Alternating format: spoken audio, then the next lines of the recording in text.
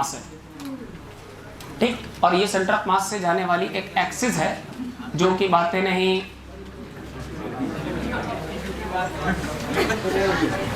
Disturb कर रहा। एक सर्कुलर रिंग है, सर्कुलर डिस्क है, और इस सर्कुलर ज्योमेट्री का ये सेंटर ऑफ ज्योमेट्री या सेंटर ऑफ मास है, और सेंटर ऑफ मास से जाने वाली ये ऐसी एक्सिस है जो उसके प्लेन के परपेंडिकुलर इनवर्ड है, राइट। ये इसके अबाउट रोटेशन कर रहा है, रोटेशन ऐसे ऐसे ऐसे ऐसे। अच्छा, अभी इसका एक्सेस फिक्स है, एक्सेस ट्रांसलेट नहीं कर रहा, और ये जो रोटेशन चल रहा है इसका, मान लीजिए इसकी रोटेशन की रफ्तार कितनी बटा ओमेगा, कितनी बटा बढ़िया चलो। अच्छा, ये रोटेशन हो रहा है भाई। अच्छा, रोटेशन करते वक्त सपोज करो ये रिंग है या डिस्क है, तो इसकी अपनी कुछ ना कुछ ज्योमेट्रिकल रेडियस तो होगी, और मान लो इसकी ज्योमेट्रिकल रेडियस कितनी बटा आर। अच्छा, इस वाले पॉइंट के बारे में अगर हम चर्चा करें तो ये पॉइंट कैसा मोशन कर रहा है, सर्कुलर मोशन। ये वाला पॉइंट कैसा मोशन कर रहा है, सर्कुलर मोशन। ये वाला पॉइंट कैसा मोशन कर रहा है, सर्कुलर मोशन। किसके अबाउट, इस सेंटर ऑफ मास से पास होने वाली एक्सिस के अबाउट, राइट। अच्छा बताओ, ये जो पूरी बॉडी को कैसा मोशन कर रहे हैं, रोटेशन। लेकिन उसके अलग अलग छोटे छोटे पॉइंट कैसा मोशन कर रहे हैं, सर्कुलर मोशन। क्या सर्कुलर मोशन करते वक्त हर ऑब्जेक्ट किसी पाथ पर चलता था, और पाथ पर चलने के लिए तुम्हारे पास लीनियर रफ्तार होनी चाहिए। तो मान लो इसके पास एक लीनियर रफ्तार पता करने का तरीका, आप इस पे टेंजेंट ड्रॉ कर दीजिए, और टेंजेंट ड्रॉ करने से इसकी जो लीनियर रफ्तार v आएगी, उस v का इसके ओमेगा से कनेक्शन है, v बराबर r मल्टीप्लाई बाई ओमेगा। ये इसकी लीनियर रफ्तार और इस बॉडी की या डिवाइस की एंगुलर रफ्तार का कनेक्शन है। अच्छा बताओ, इसके लिए लिख सकते हो v बराबर r ओमेगा, और अगर ये यूनिफॉर्म मोशन तो पूरे पार्टिकल सर्कुलर पाथ पर, पूरी बॉडी रोटेशन पर, रोटेशन की रफ्तार ओमेगा, तो ये वाला पार्टिकल भी पीछे की तरफ जा रहा होगा, किस रफ्तार के साथ, v के साथ, जहां v बराबर किसके है, r ओमेगा, राइट। चलते जाना, प्लस प्लस इसी बॉडी का फोटो, सेम बॉडी सेम, ये उसका सेंटर ऑफ मास। अब इसे ऐसा करो, इसे एक बिल्कुल ऐसी स्मूथ सरफेस पर रख दो जहां फ्रिक्शन हो ही नहीं। फ्रिक्शन नहीं मतलब ये बराबर रफनेस नहीं है, यानी इस बॉडी का इसके ऊपर ट्रांसलेट करने पर कोई विरोध नहीं होगा, यार हम सरकती चली जाएगी, ना के बराबर इफर्ट कर दोगे तब भी सरकेगी। अच्छा, ये बॉडी का ट्रांसलेट होना मतलब बॉडी के सेंटर ऑफ मास के पास एक वेलोसिटी मान लीजिए कितनी है, vc। अच्छा बताओ, अगर हम चल रहे हैं 10 मीटर पर सेकंड से, तो हमारा सेंटर ऑफ मास भी 10 मीटर पर सेकंड से, हमारी बॉडी के अलग अलग पार्टिकल्स भी 10 मीटर पर सेकंड। तो अगर ये बॉडी जो सर्कुलर शेप की, इसका सेंटर ऑफ मास सी से चल रहा, vc से चल रहा, तो अगर ये vc से चलेगा तो टॉप मोस्ट पॉइंट भी vc से चलेगा, बॉटम मोस्ट पॉइंट भी सभी vc से चलना चाहते हैं। ये वाला पॉइंट कितने से, vc से। कहां की तरफ, जहां की तरफ बॉडी जा रही है, बॉडी कहां जा रही है, आगे, तो ये भी कहां जाएगा, आगे। अच्छा, इसके पास क्या है, vc। तो हेल्प करना, हम दोनों मोशंस को डिफरेंशिएट करने चल रहे हैं। हम दोनों मोशंस को अभी तो आपको कंबाइन करके दिखाएंगे, उससे पहले हम आपको डिफरेंशिएट करके दिखा दें। ध्यान से देखो, तो ये इस सर्कुलर बॉडी का प्योर रोटेशन चल रहा है। क्या चल रहा है, प्योर रोटेशन। किसके अबाउट, इसके सेंटर ऑफ मास से पास होने वाली एक्सिस के अबाउट। और इसी बॉडी का ये नेक्स्ट फोटो है, इसे हटा दो दिमाग से। ये इस बॉडी का क्या चल रहा है, प्योर ट्रांसलेशन चल रहा, घूमने नहीं बल्कि क्या करती चल रही, सरकती चली जा रही, फिसलती चली जा रही। क्यों फिसल रही, क्योंकि फ्रिक्शन नहीं। दोनों फोटोज कंबाइन करो, दोनों फोटो क्या कर दो, ऐड कर दो, कंबाइन करते हैं। अच्छा, कंबाइन करते वक्त हम करस्पॉन्डिंग पॉइंट्स कंबाइन करेंगे, जो जहां पर है उसे उसके साथ जोड़ेंगे। तो चलो मदद करो भाई, मदद करिए बेटा, चले चले चले। ये कंबाइंड फोटो आ रहा बेटा, यह है कंबाइंड फोटो। और कंबाइंड फोटो में ध्यान से देखो, इस वाले पार्टिकल के पास, इस वाले पार्टिकल के पास एकमात्र रफ्तार, ऐसा कहते हैं, यहां शुरू करते हैं, यहां से इस वाले के बताओ, इस वाले में ट्रांसलेशन की वजह से कौन सी रफ्तार थी, vc। और इस वाले में, और चेक करते चलो, एक चक्कर ये रोटेशन चल रहा, तो रोटेशन चल रहा, तो हर टेंजेंशियल पार्टिकल की रफ्तार v बराबर r, यहां बोलो v बराबर r। डायरेक्शन कहां की तरफ, ऊपर की तरफ। हम इसमें और ओमेगा लिखना है, v हटा देना, v बराबर r ओमेगा। ये आप समझदार है, r ओमेगा। अच्छा, इस वाले के पास v बराबर r ओमेगा। ये मामला कब का है, जब मामला कैसा चल रहा है, प्योर रोटेशन चल रहा है। क्या चल रहा है, प्योर रोटेशन चल रहा है। इस वाले केस में क्या चल रहा है, no rotation, only translation. So pure translation,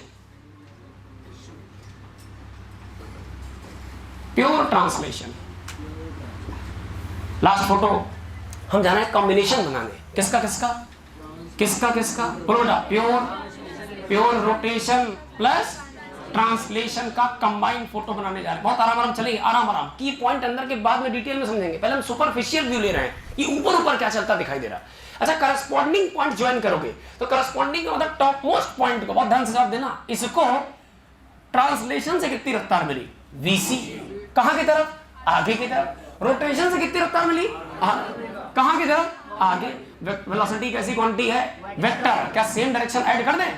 तो इस पॉइंट का अगर ट्रांसलेशन भी हो और साथ ही साथ रोटेशन भी हो, तो ऐसा करते वक्त क्या दोनों वेलोसिटी सुपर इंपोज हो जाएंगी? तो इन दोनों को कॉम्बो ले जानते, इधर आया आर ओमेगा, इधर आया वीसी, तो ये बोलो कितना हो जाएगा, वीसी प्लस आर ओमेगा। आराम आराम चलना, बहुत हौले हौले, राइट? इतनी बटन। अच्छा बताओ, हमने क्या किया, हमने प्योर रोटेशन का फोटो उठा करके प्योर ट्रांसलेशन वाले फोटो के ऊपर रख दिया। जो करस्पॉन्डिंग पॉइंट थे उनकी वेलोसिटी वेक्टर फॉर्म में एसोसिएट होती चली जा रही, क्योंकि वेलोसिटी कैसी क्वांटिटी है।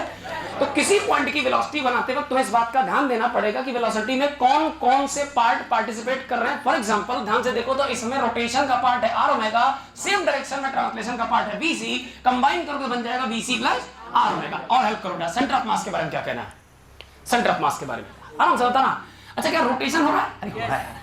इसका आर कितना, 0। अरे इसके पास आर है, इसके पास आर, इसके पास, अरे ये सब सर्कुलर पाथ पर जिनकी कुछ डिफाइंड रेडियस है, इसकी रेडियस कितनी, 0।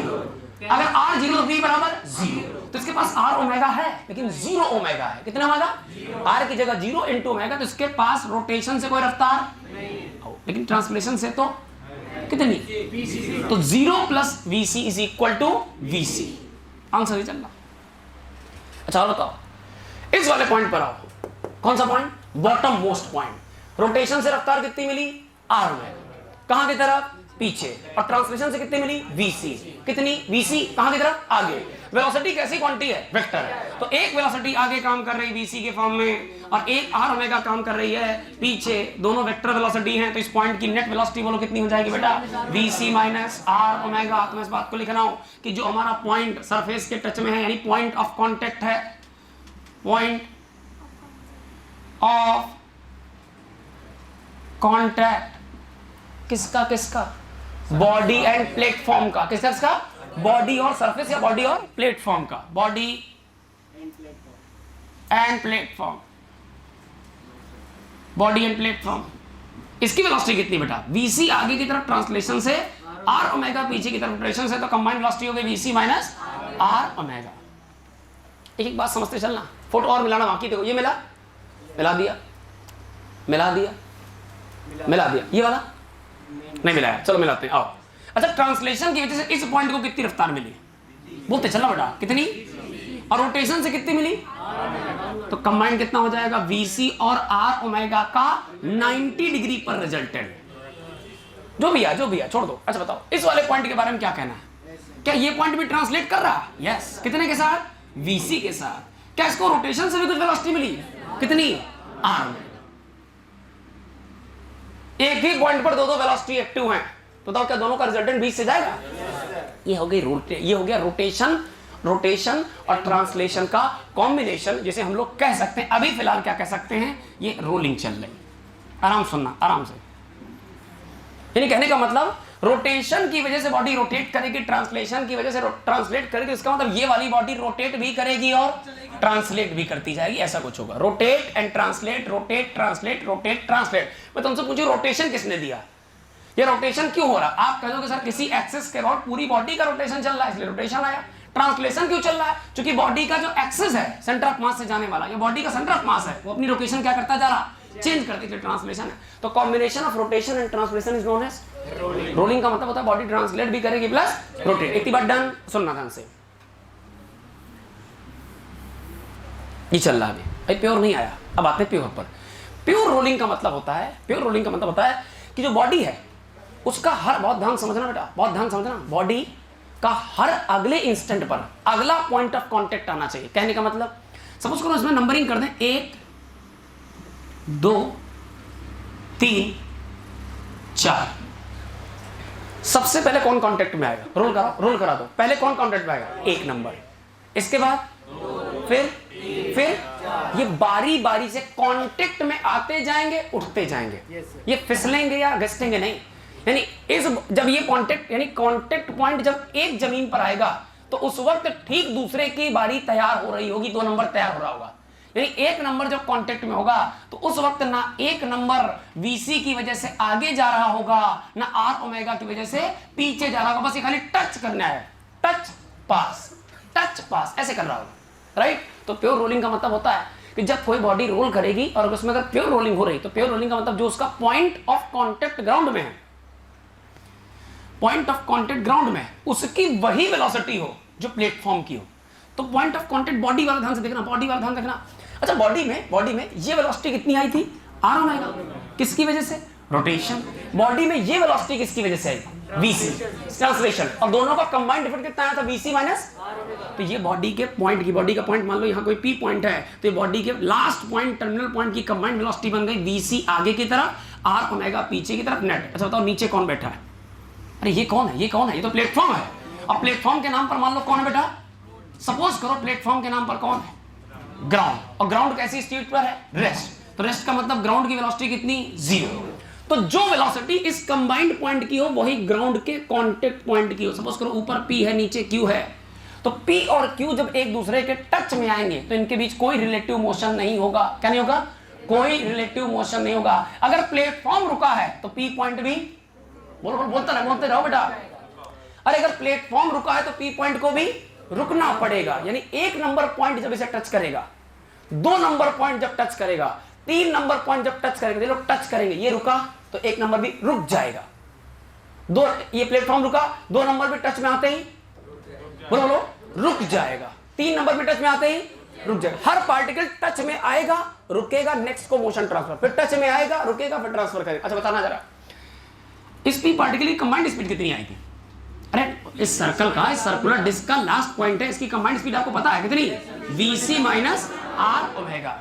इसको क्या नाम दिया आपने? Point of contact. अच्छा, ये पॉइंट ऑफ कांटेक्ट एक्चुअली दोनों का हो सकता है, बॉडी का भी हो सकता है और प्लेटफॉर्म का भी हो सकता है। ऐसे बताओ, अगर बॉडी का मान के करें तो बॉडी के इस पॉइंट के पास वेलोसिटी कितनी है? VC माइनस R ओमेगा, जो कि किसके कांटेक्ट में है? प्लेटफॉर्म। सपोज करो प्लेटफॉर्म के नाम पर कौन है? ग्राउंड। ग्राउंड कैसा है? रेस्ट। रेस्ट का मतलब वेलोसिटी कितनी? 0। तो अगर ऊपर वाले पॉइंट की वेलोसिटी 0 हो और उसी वक्त नीचे वाले पॉइंट की वेलोसिटी भी 0 हो जाए तो इसका मतलब दोनों एक दूसरे के साथ टच करते वक्त कैसे रहेंगे?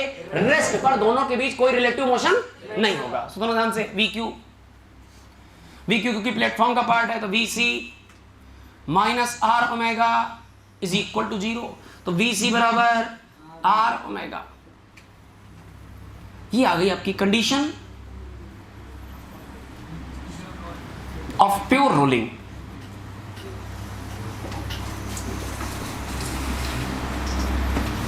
एक मिनट मेरे सवालों को बेटा सुनो। प्योर रोलिंग ऐसे क्लियर नहीं होगी। जब हम स्लिपिंग एक्सप्लेन करेंगे तो आपको लगेगा अच्छा स्लिपिंग भी हो सकती है, इसलिए इसका नाम प्योर रोलिंग रखा गया। जवाब दीजिएगा, रोलिंग किसका कॉम्बिनेशन है? रोटेशन और ट्रांसलेशन। क्या रोटेशन की वजह से हर इंडिविजुअल पार्टिकल को कुछ ना कुछ रफ्तार मिलेगी? अगर हम सरकमफेरेंस के पार्टिकल यानी बाउंड्री के पार्टिकल की बात करें तो हर एक के पास कितना है? R omega. यहां भी R ओमेगा, यहां भी R omega, R omega, R omega. किसकी वजह से? रोटेशन। और ट्रांसलेशन की वजह से क्या सबको वही वेलोसिटी मिलेगी जो सेंटर ऑफ मास की है? अरे कोई बॉडी जितनी रफ्तार से चल रही मतलब उसका सेंटर ऑफ मास उतनी रफ्तार चल रहा, तो सभी एक ही ट्रांसलेटरी रफ्तार से आगे चलेंगे और सब सरकमफेरेंस वाले एक ही रोटेटरी रफ्तार से घूमेंगे। हमने रोटेशन की फोटो उठाई और ट्रांसलेशन के ऊपर रख दी। ऐसा करने से कुछ कंबाइंड पॉइंट जैसे 1 2 3 4 5, खास करके 5 ही पॉइंट पर सवाल बनते हैं, इन्हीं पर चर्चा होगी। तो इन सारे पॉइंट्स की जो कंबाइंड वेलोसिटी होगी वो दोनों फोटो मिलाकर VC R ओमेगा जुड़ गए, VC R ओमेगा कैंसिल हो गए यानी घट गए, VC R ओमेगा का रिजल्टेंट बनेगा। ये केवल VC बना और ये भी VC R ओमेगा का रिजल्टेंट बनेगा। शर्त क्या है रोलिंग यानी प्योर रोलिंग की? शर्त क्या है कि जो भी बॉडी का पॉइंट है, कोई पॉइंट है जो टच में आया है, उसके बाद वाला नेक्स्ट पॉइंट टच में आने वाला है, उस दौरान पॉइंट ऑफ कांटेक्ट यानी बॉडी का जो पॉइंट है और जो सरफेस का पॉइंट है जो एक दूसरे के टच में, उनके बीच में कोई रिलेटिव मोशन होना नहीं चाहिए। अगर ग्राउंड रेस्ट पर है, प्लीज सुनना ध्यान से, सुनना गड़बड़ ना करना। अगर ग्राउंड रेस्ट पर है तो इस पॉइंट पर भी क्या होना चाहिए? रेस्ट। तो दोनों की वेलोसिटी 0, 0। सुनना अच्छा। ग्राउंड अगर 1 मीटर पर सेकंड से चल रहा बोलो बेटा, अगर ग्राउंड 1 मीटर पर सेकंड चल रहा तो ये वाला जो पॉइंट है इसे भी कितने चलना चाहिए? 1 मीटर। क्यों? क्योंकि अगर वेलोसिटी सेम होगी तभी तो दोनों के बीच में कोई रिलेटिव मोशन नहीं होगा। कोई डाउट तो नहीं? एक बात लिखे जरा, पहले लिख लो। Rolling is combination of rotation and translation. Rolling is combination of rolling is combination of rotation and translation.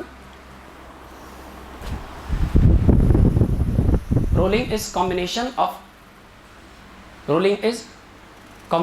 of rotation and translation. Rotation and translation. For pure rolling, फटाफट लिख लो, बस इतनी बातें हैं। For pure rolling,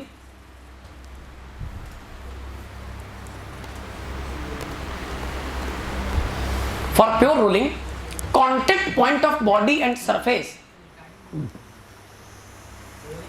For pure rolling, rolling is combination of rotation and translation. For pure rolling,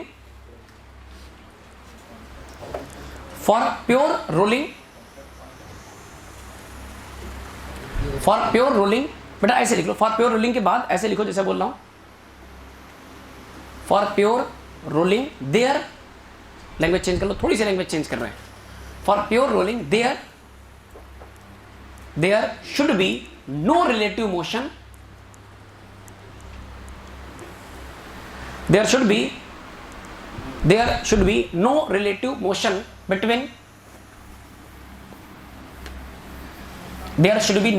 motion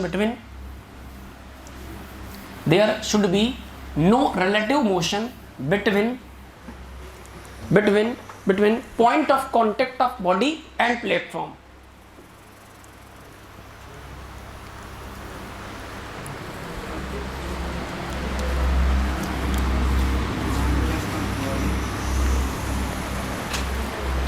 There should be no relative motion between point of contact of body and platform. Body और platform के contact point के बीच में कोई भी relative motion नहीं होना चाहिए। अब मेरे साथ आप मिलकर फोटो बनाएंगे। पहले 2 फोटो बनाओ जल्दी जल्दी, फिर तीसरी फोटो हम लोग साथ बनाएंगे। एक फोटो प्योर रोटेशन की, रोटेशन की।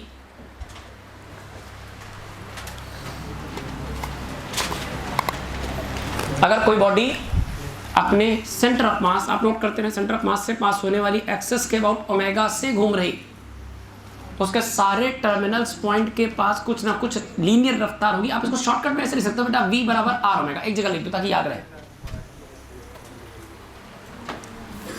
किसी एक के पास लिख दो v बराबर r ओमेगा।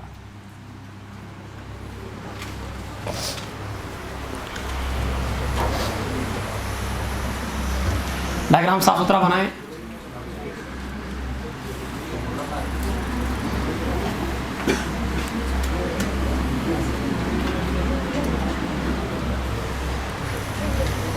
इस पॉइंट के बारे में क्या कहना है, इस पे दोनों इफेक्ट डालना। प्लीज सुनना बहुत ध्यान से, जैसे मैं बना रहा हूं वैसे चलता जाए, एक्स्ट्रा मत चलना। ये किसका पॉइंट है? बॉडी का। कौन सा पॉइंट है? Top most point. कितनी वेलोसिटी है इसके पास? 2। एक कहां से आई? रोटेशन। दूसरी ट्रांसलेशन। टोटल बोलो कितनी बेटा? vc। कहां से आई? Translation plus r omega. कहां से आई? रोटेशन। शाबाश, राइट। नेक्स्ट इस वाले पॉइंट के बारे में बोलो, सेंटर ऑफ मास। अच्छा, ये vc कहां से आई? हेलो, ट्रांसलेशन से। क्या इसके पास r ओमेगा होगा? यस होगा, बिल्कुल होगा। लेकिन r कितना है? 0। तो इसमें प्लस 0 लिख सकते हो, कोई दिक्कत नहीं, सम्मान करेंगे हम इसका। आप लिख लो, हम हटा दे रहे हैं, जगह नहीं हमारे पास ज्यादा,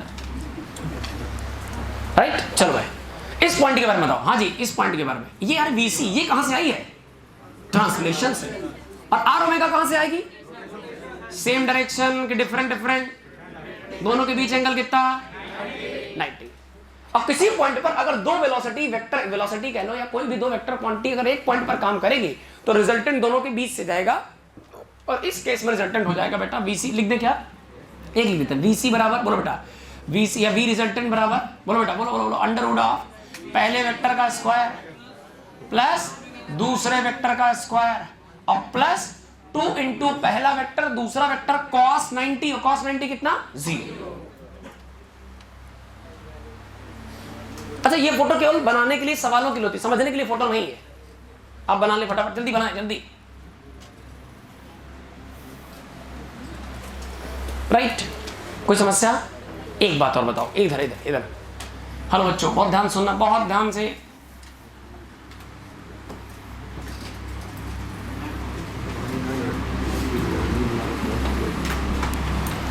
फोटो दिख रही? ये किसका पॉइंट है, बॉडी का कि प्लेटफॉर्म का? बहुत ध्यान से देखो, किसका है? नहीं, अभी किसका, अभी किसका? बॉडी का। ये वाला प्लेटफॉर्म का।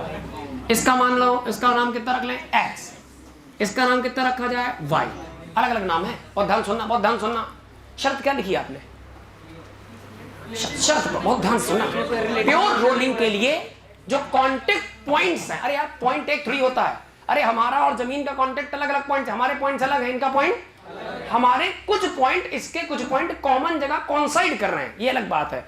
तो पहिए का, डिस्क का ये एक्स पॉइंट प्लेटफॉर्म के वाई पॉइंट के कांटेक्ट में, कोई डाउट तो नहीं? पॉइंट ऑफ कांटेक्ट एक नहीं होगा, पॉइंट ऑफ कांटेक्ट में दोनों के अलग अलग पॉइंट टच में होंगे भाई, कोई डाउट तो नहीं? अच्छा बताए बेटा, वी के बारे, एक्स के बारे में क्या एक्स के बारे में कोई जानकारी है? यार दोनों फोटो मिला मिला के बोलना है। अरे ऊपर ये आर ओमेगा, ये बीसी मिलके बीसी प्लस आर ओमेगा, यहां मिला, इसको बताओ। अच्छा एक्स आगे जा रहा होगा कितने के साथ? ये वेलोसिटी कहां से आई? क्या पीछे भी जा रहा होगा? कितना? ये वेलोसिटी कहां से आई? आर। राइट।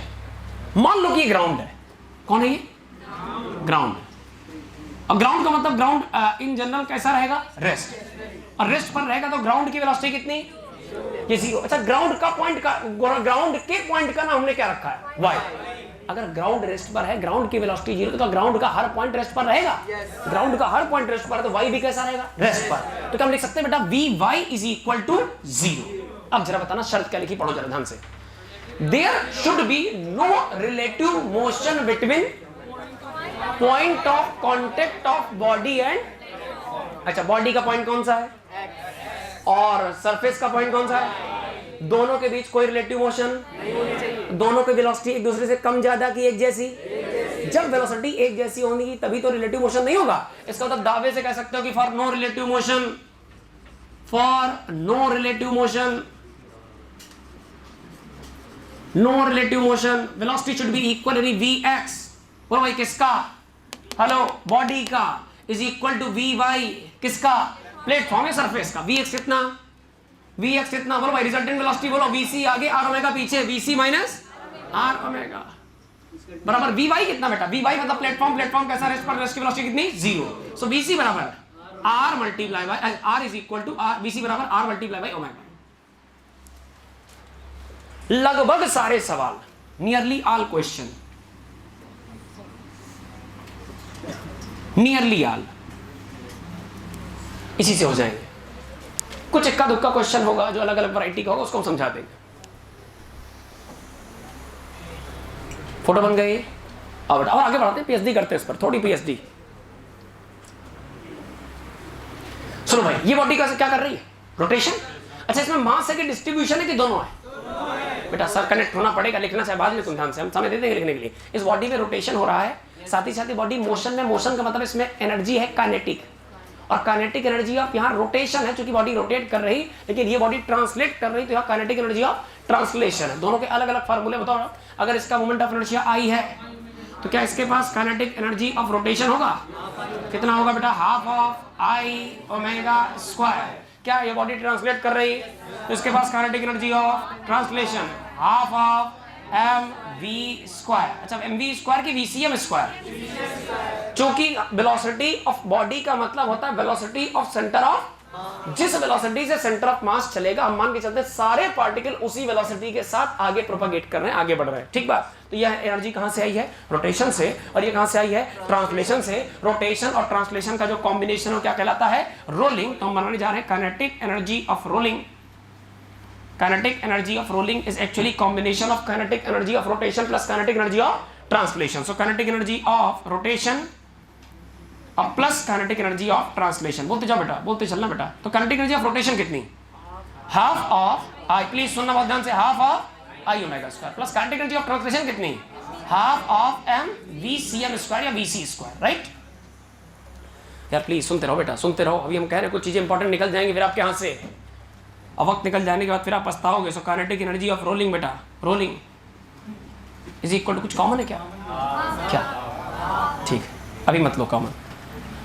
आई क्या है? क्या तुम्हें पता है कि ये डिस्क है कि सिलेंडर है कि सॉलिड स्फीयर? अरे ये तो हमने बताया, मान लो नहीं बताया तो ऐसी फोटो तो कई लोग की हो सकती है ना। अरे बेटा अगर हम कह रहे हैं 3D शेप है तो स्फीयर हो जैसा हो सकता है, अगर 2D शेप है तो रिंग भी हो सकता है, डिस्क भी हो सकता है। तो कोई आइडिया, सॉरी कोई बात नहीं, जब कभी किसी बॉडी का कोई आइडिया नहीं होगा तो उसका मोमेंट ऑफ इनर्शिया हम इन जनरल लिखेंगे I बराबर mk²। याद आ रहा? अरे रेडियस ऑफ जायरेशन वाला कॉन्सेप्ट, इसीलिए कॉन्सेप्ट खोजा गया था कि बिना देखे बॉडी की डायग्नोसिस हो सकती है। किसी बॉडी का in general moment of inertia लिखना पड़ जाए तो आप बेझिझक लिख सकते हैं I बराबर mk²। क्यों? हमने बॉडी के सारे मास को के डिस्टेंस पर कॉन्सेंट्रेटेड मान लिया है, तो I बराबर mk²। किसी बॉडी, चाहे सिलेंडर, चाहे सॉलिड स्फीयर, चाहे कुछ भी हो, तो I बराबर लिखने जा रहे हैं बेटा। I की जगह बोलो, बोलते रहो I बराबर mk² मल्टीप्लाई में ओमेगा² प्लस बोलते जाओ half of m multiply by vc²। गड़बड़ ना करना। अच्छा कुछ कॉमन है क्या? छोड़ो कॉमन यार, पहले vc की वैल्यू डाल दो। vc कितना? आओ इसको खोल देते हैं, let's open it. So vc बराबर r ओमेगा, तो आई थिंक r² ओमेगा²। So kinetic energy of rolling, बातचीत नहीं। अब देखो कुछ भयंकर कॉमन आएगा। लेट्स टेक अ भयंकर common. So half of mr² ओमेगा² पूरा कॉमन ले लो। जबरदस्ती बता रहे हैं, तुम्हें सही कर रहे हैं, रुको। हाफ कॉमन लिया, m कॉमन लिया, r² ओमेगा² सब कॉमन लिया। देखो ध्यान सुनो, यहाँ कौन बचा? यहाँ कौन बचा? यहाँ से आपने जितने नंबर पॉसिबल थे सारे कॉमन ले लिए, लेकिन यहाँ कौन बचा? हाफ कहाँ गया बेटा? ये m एक जैसा है बेटा, कंफ्यूज ना होना, ये m एक जैसा है। हाँ जी, हाफ m कॉमन गया, ओमेगा r² नहीं था फिर भी कॉमन लिया, क्या डिवीजन में चला जाएगा? हम कहते हैं एक अलग तरीका है कि जब भी कभी किसी क्वांटिटी में कोई क्वांटिटी अवेलेबल नहीं है तो उसको जब कॉमन लोगे फोर्सफुली तो डिवीजन में चला जाएगा। तो ये नंबर तो पूरा चला गया, कॉमन में वो रखा, यहाँ 1 बचेगा, यहाँ r² नहीं है फिर भी कॉमन लिया, इसका मतलब r² डिवीजन में चला जाएगा। तो डब्बे के अंदर क्या बचेगा बेटा? k² बचेगा। डिवीजन में कौन आएगा? r² और प्लस का 1। v बराबर r ओमेगा, तो हाफ ऑफ m, ये बोलो बेटा कितना? v²। डब्बे के अंदर अब इसको सही से लिखो, 1 प्लस, आगे पीछे करके लिखो, 1 प्लस k² अपॉन r²। बहुत काम की चीज, खत्म। रूलिंग में अंदर कितनी भी चर्चा कर लो, सारे 95% सवाल इसी से बन जाएंगे। देखना जरा ध्यान से। ये कौन है? हाफ तो कांस्टेंट है, m mass of body, vc velocity of centre of मास। मैं अगर आपसे पूछूं क्या velocity of centre of mass rotation से कनेक्टेड है? यस। vc बराबर, जहां velocity of centre of mass vc है और ओमेगा क्या है? बॉडी के रोटेशन की रफ्तार। तो हाफ ऑफ mv² कौन सी एनर्जी है? ट्रांसलेशन की काइनेटिक एनर्जी। डब्बे के अंदर 2 नंबर आ रहे हैं, ये नंबर ट्रांसलेशन के लिए रिस्पॉन्सिबल है और ये नंबर रोटेशन के लिए रिस्पॉन्सिबल है। और नहीं भरोसा चेक करके देख लो। आओ इसको मल्टीप्लाई करते हैं, मल्टीप्लाई करो जी, कितना बन जाएगा 1 से मल्टीप्लाई होके?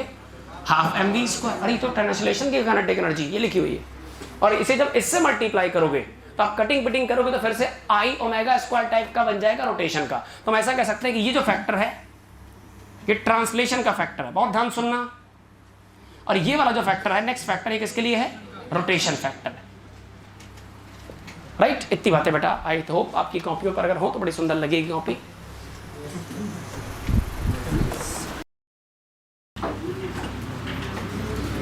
जनरल केस, आम बातें, अक्सर ऐसा प्रायः देखा गया। प्योर तो कहीं कुछ नहीं होता, आइडियल कहीं कुछ होता ही नहीं। तो अक्सर ऐसा देखा गया मार्केट में कि पहिए जो रोलिंग करने का दावा कर रहे थे वो कुछ गड़बड़ पाए गए। हाँ, जो पहिए जो सर्कुलर बॉडीज रोलिंग करने का दावा कर रही थी वो सब गड़बड़ पाई गई, उनकी नीयत में खोट पाया गया। और उनकी फोटो हमने कुछ मार्केट से निकाली, आप सोच समझ के बताइए क्या ये बॉडी दिखाई दे रही? हेल्प करिए बच्चों, क्या कर रही है? ध्यान से देखो, फोटो देखो, फोटो देख के बताओ। हेलो हेलो, आवाज नहीं आ रही भाई। अभी ये क्या कर रही है? किसके अबाउट? एक ऐसी एक्सिस के अबाउट जो कहां से पास हो रही? सेंटर ऑफ मास से, और बेस इसके प्लेन के कैसी है? परपेंडिकुलर। राइट, अच्छा बताओ अभी तक तो ये क्या कर रही? रोटेशन। ध्यान से देखो जरा। हाँ जी, रोटेशन के साथ साथ अब क्या करने लगी, translation. Rotation plus translation is equal to rolling. तो बॉडी क्या कर रही है, रोलिंग। क्या तुम अलग अलग पॉइंट की रफ्तार बता सकते हो? शाबाश शाबाश, बहुत बढ़िया बहुत बढ़िया। चलो बताओ, इधर रफ्तार कितनी थी, vc प्लस का r ओमेगा। चेक करना। अच्छा सपोज करो ये कैसी है, प्योर रोलिंग। क्या कर रही है, मान के चलो क्या कर रही है, प्योर रोलिंग। सुनते जाना, प्योर रोलिंग। अच्छा प्योर रोलिंग की शर्त क्या होती है? प्योर रोलिंग की शर्त होती है कि बॉडी का जो पॉइंट सरफेस के जिस पॉइंट के साथ टच में है, दोनों की रफ्तार कैसी हो, सेम हो। दोनों के बीच कोई रिलेटिव मोशन नहीं होना चाहिए। बहुत ध्यान सुनना। अच्छा बताओ, इस पॉइंट की रफ्तार क्या आई थी, vc प्लस, इसमें आगे की तरफ क्या था, vc, नीचे की तरफ, बहुत ध्यान सुनते जाना। अच्छा इसमें आगे की तरफ कौन था, और पीछे की तरफ कौन था, r ओमेगा। ये ग्राउंड कैसा है, सपोज करो ये स्टेशन, शाबाश, ये कैसा है, रेस्ट पर। अगर ये रेस्ट पर तो इसका मतलब ये भी पॉइंट कैसा, ग्राउंड कैसा, ये पॉइंट।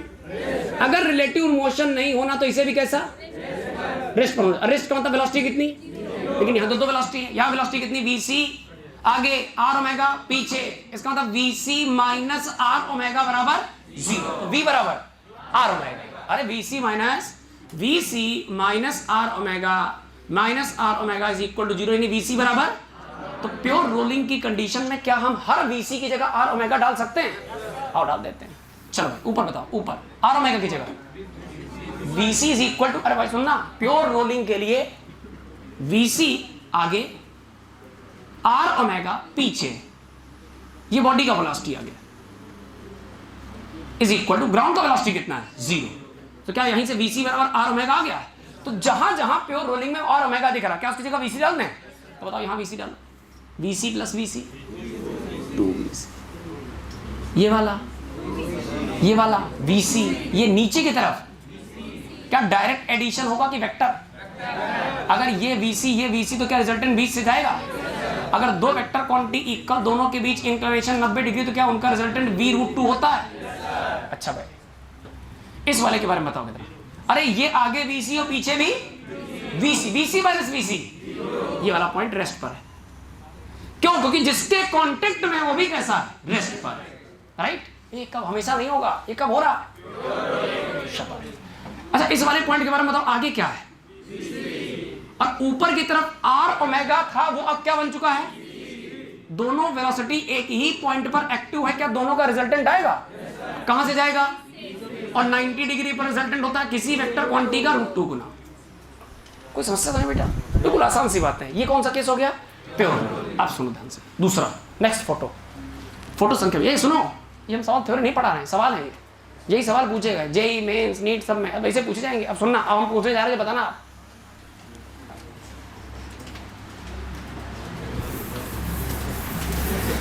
असंतोषजनक आकृति,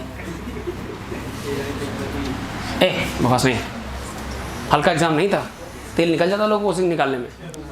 सुनो ध्यान से, ये कौन है, बॉडी का सेंटर ऑफ मास। बॉडी क्या कर रही है, हाँ जी, क्या आप सो रहे हैं? ये रोटेशन प्लस, मतलब बॉडी क्या कर रही? अच्छा इस पॉइंट के बारे में बताओ, vc प्लस। यार सोचोगे हमेशा यहीं से, क्योंकि तुम्हें नहीं पता कि रोलिंग प्योर है कि इम्प्योर है, तुम्हें क्या पता। तो आप सोचो कि जनरल केस चल रहा है। अब अगर कहता है प्योर रोलिंग, तो vc की जगह क्या रख देना, r ओमेगा, यानी vc बराबर r ओमेगा का वैलिड है प्योर रोलिंग, जबकि ग्राउंड पर हो, यानी जब आपका पॉइंट ऑफ कांटेक्ट यानी ग्राउंड रेस्ट पर हो, तब vc बराबर r ओमेगा वैलिड है। और जरा बताना, ये हो गया आपका vc और प्लस का r ओमेगा, राइट। अच्छा बताओ, एक बात और बताइए, सपोज करिए इस पॉइंट की बात करें, तो मेरे हिसाब से बच्चों ये आगे की तरफ कितना था, vc, और पीछे की तरफ कितना था, r ओमेगा। तो इस पॉइंट की रिजल्टेंट वेलोसिटी कितनी आ गई बेटा, बोलो फटाफट बोलते जाओ, सब पता है तुम्हें। इसकी वेलोसिटी कितनी आ गई, vc माइनस r ओमेगा। अभी हमने कुछ कहा नहीं, प्लीज जाग जाओ जो सो गए हो। इस पॉइंट के बारे में हमने कुछ कहा नहीं, ये किसी के कांटेक्ट में हो सकता है, ये रोलिंग प्योर भी हो सकती है और इम्प्योर भी। सपोज करो ऐसे हो जाए। अरे 3 पॉसिबिलिटी होती है बेटा, किसी नंबर का 0 होना, 0 से बड़ा होना, या 0 से, बस इतने सारे सवाल है। तो एक पॉसिबिलिटी ली 0 वाली, उसमें तुमको दिख गई प्योर रोलिंग। दूसरी पॉसिबिलिटी देखो जरा, यार ये क्या मामला है? VC minus R omega greater than VC greater than, कौन सा केस हावी है? ट्रांसलेटरी हावी है कि रोटेटरी हावी? तो बॉडी ज्यादा ट्रांसलेट करेगी कि रोटेट करेगी? यानी ट्रांसलेशन का रेट रोटेशन से, तो बॉडी आगे ज्यादा चलेगी, घूमेगी। तो इसका मतलब बॉडी का आगे चलने का टेंडेंसी बॉडी के घूमने की टेंडेंसी से ज्यादा, तो बॉडी स्लिप कर करके आगे बढ़ेगी, राइट? इसका मतलब ये फॉरवर्ड स्लिपिंग है। सुनते जाओ।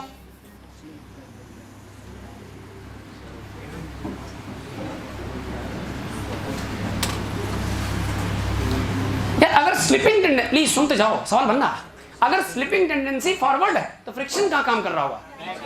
स्लिपिंग टेंडेंसी के अपोजिट यानी backward.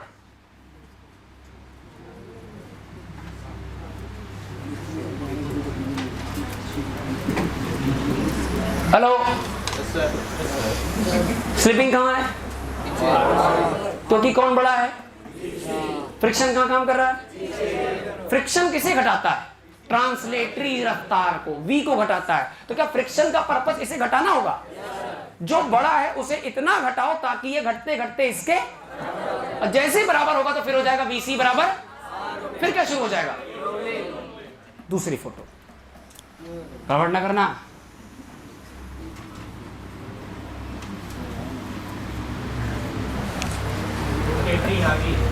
VC minus R omega बराबर 0 कौन सा केस था?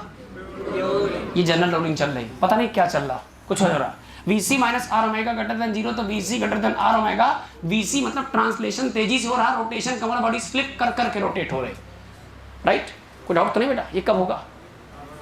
तुमने ब्रेक मारा अपनी स्कूटी में, मोटरसाइकिल में ब्रेक मारा, ब्रेक मारते ही क्या हुआ पता है?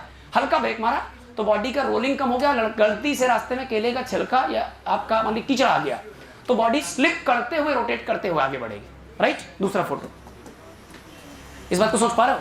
दूसरा फोटो, फिर से बॉडी रोल कर रही, ट्रांसलेट भी कर रही और रोटेट भी कर रही है। दोनों का कॉम्बिनेशन क्या कहलाएगा? रोलिंग। और रोलिंग के वक्त बॉडी का जो पॉइंट ऑफ कांटेक्ट ग्राउंड है उसकी रफ्तार हो जाएगी VC minus R omega. Help करना, VC माइनस आर ओमेगा आपकी बार लेस देन 0।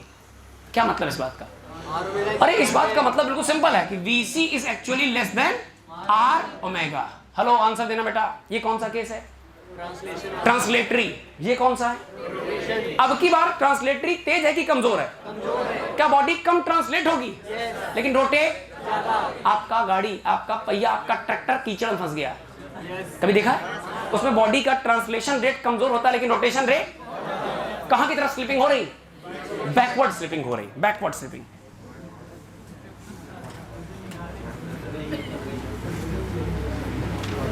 यार प्लीज शांत रहो भाई, ये सब टॉपिक इंटरेस्टिंग नहीं है, बस खाली प्रैक्टिकल है, प्रैक्टिकल है। Backward slipping. अच्छा बताओ, स्लिपिंग बैकवर्ड हो रही तो फ्रिक्शन कहां काम करेगा? स्लिपिंग टेंडेंसी के अपोजिट यानी कि आगे। तो फ्रिक्शन, प्लीज सुनते जाना बेटा, हर चीज का एक मतलब है। फॉरवर्ड सब मिला के भी पूछ लेंगे, फ्रिक्शन फॉरवर्ड। अच्छा बताओ, कौन सी रफ्तार तेज है? रोटेशन की आर ओमेगा, जो कि भाई सुनते रहो, जब पूछेंगे वो ना बताना गधेड़ो।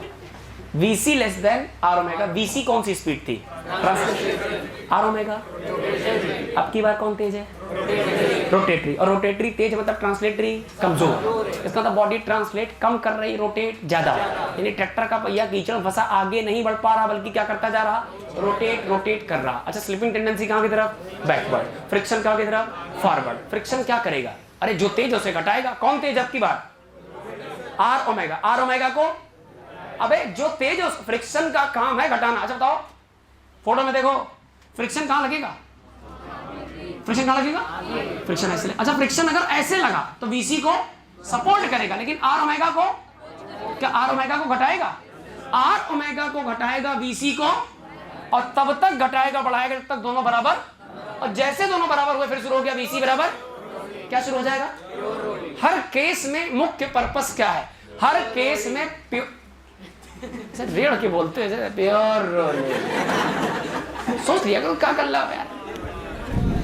हर केस में हमारा प्राइमरी पर्पस यही है कि हम फोकस करेंगे कि हाउ टू अचीव VC बराबर आर ओमेगा, बिकॉज वीसी बराबर R omega is responsible for the pure rolling. और हर रोलिंग का मतलब रोलिंग के अगर तुमसे कोई पूछे की पॉइंट क्या है, तुम ऐसे खड़े हो जाओ, सीधे खड़े हो जाओ, तुम कहो सर रोलिंग का मतलब था ट्रांसलेशन प्लस, ट्रांसलेशन का मतलब वीसी और रोटेशन का मतलब ऊपर वाला पॉइंट वीसी प्लस, नीचे वाला VC minus, VC minus R omega में अगर वीसी ज्यादा तो ट्रांसलेशन का रेट, रोटेशन का रेट, और वीसी अगर ज्यादा तो फ्रिक्शन कहां लगेगा, कब तक लगेगा, तब तक वीसी कम कम कम कम होते होते आर ओमेगा के। अच्छा बताओ, अगर आर ओमेगा ज्यादा तो बॉडी कहां जाना चाहती है, पीछे, स्लिपिंग पीछे, तो फ्रिक्शन कहां, कब तक बढ़ाएगा, जब तक वीसी बराबर, बात नोट करिए।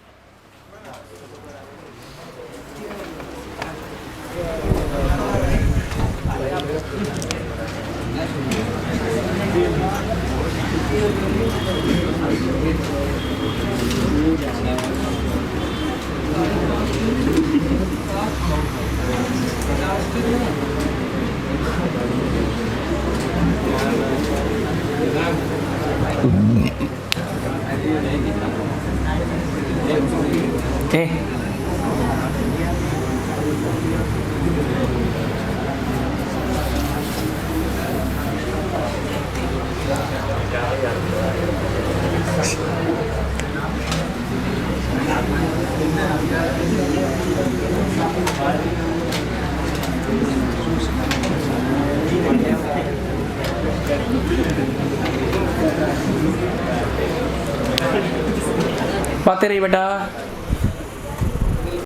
और ट्रांसलेशन का जो कॉम्बिनेशन है इसका नाम आपका रोलिंग है। और एक क्वेश्चन हम फ्रेम कर रहे हैं, आप आराम से जवाब दें। एक बॉडी फॉर एग्जांपल, अच्छा क्वेश्चन है, बड़ा पेट क्वेश्चन है, लगभग सभी जगह पूछा और बताया जाता है कि मान लीजिए आपके पास 4 पॉइंट हैं किसी रोलिंग व्हील की सरकमफ्रेंस पर। मान लीजिए P है, ये Q है, ये वाला R है और ये वाला S है। बातें नहीं। अब सीखने का तरीका बड़ा विचित्र है। ये बॉडी ओमेगा के साथ अपने सेंटर ऑफ मास से जाने वाली एक्सेस के अबाउट रोटेट कर रही है और साथ ही साथ इसका सेंटर ऑफ मास किसी V0 रफ्तार से ट्रांसलेट भी कर रहा है। अच्छा, ट्रांसलेशन रोटेशन दोनों का मतलब रोलिंग हो रहा है।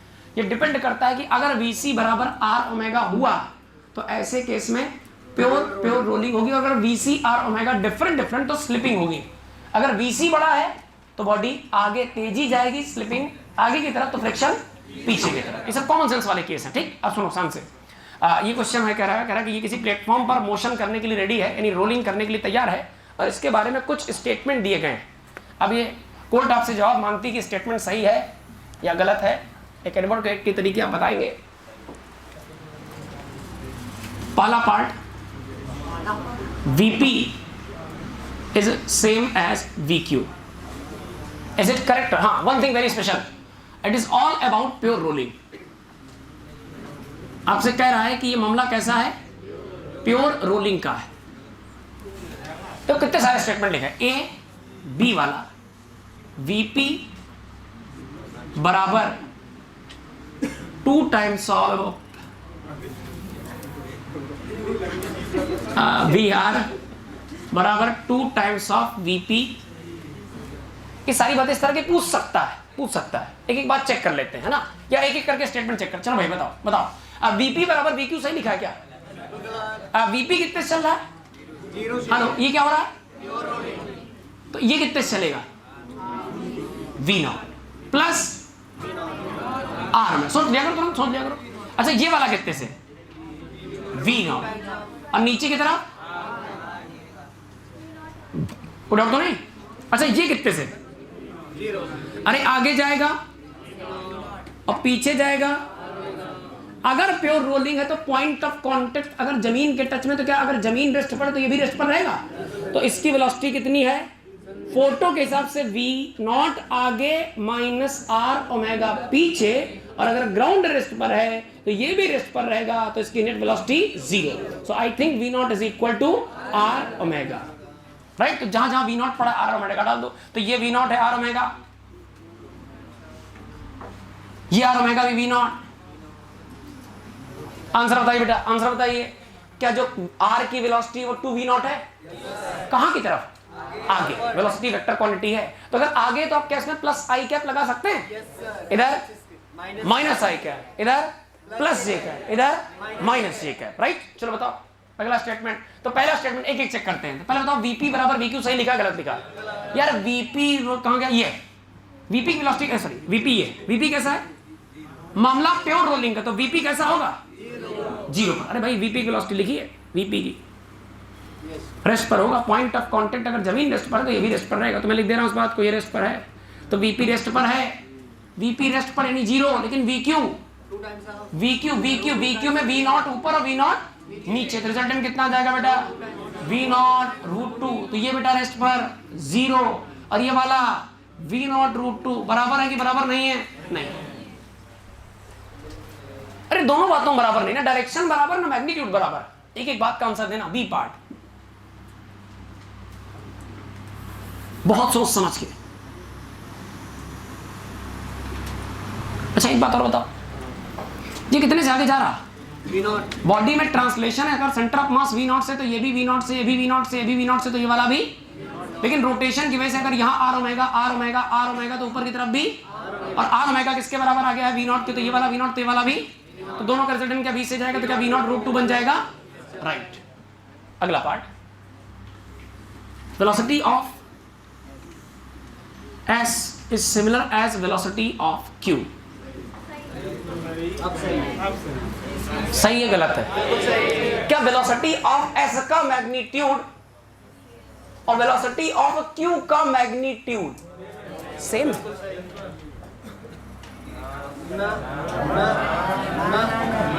सही है गलत है? डायरेक्शन के मामले में सेम, जबकि वेलोसिटी वेक्टर क्वांटिटी तो अगर बराबर होना है तो वेक्टर क्वांटिटी इसका मतलब अगर डायरेक्शन भी सेम हो और मैग्नीट्यूड भी सेम हो तभी दोनों वेलोसिटी क्वांटिटी दोनों वेक्टर बराबर होंगे। एक और स्टेटमेंट, एक आखिरी बेटा, हेल्प करना, सोच समझ के बताना कि इस सेंटर पॉइंट का नाम सी रख ले।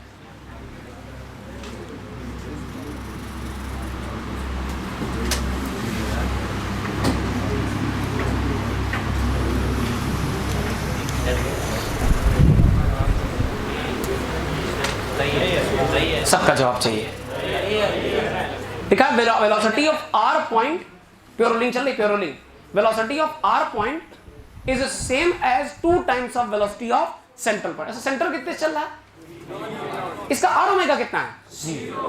तो ये V0 से जा रहा और ये वाला कितने जा रहा? 2V0 से। तो आर पॉइंट की वेलोसिटी सी पॉइंट की वेलोसिटी का ठीक 2 गुना है। डायरेक्शन क्या सेम है, अलग अलग?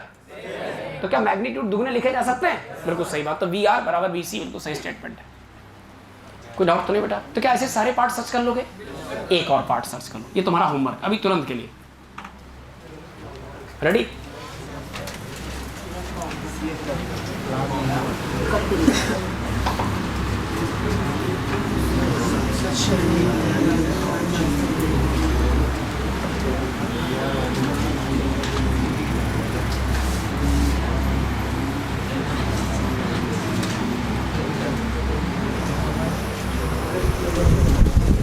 जल्दी जल्दी जल्दी आंसर बताओ। सी पार्ट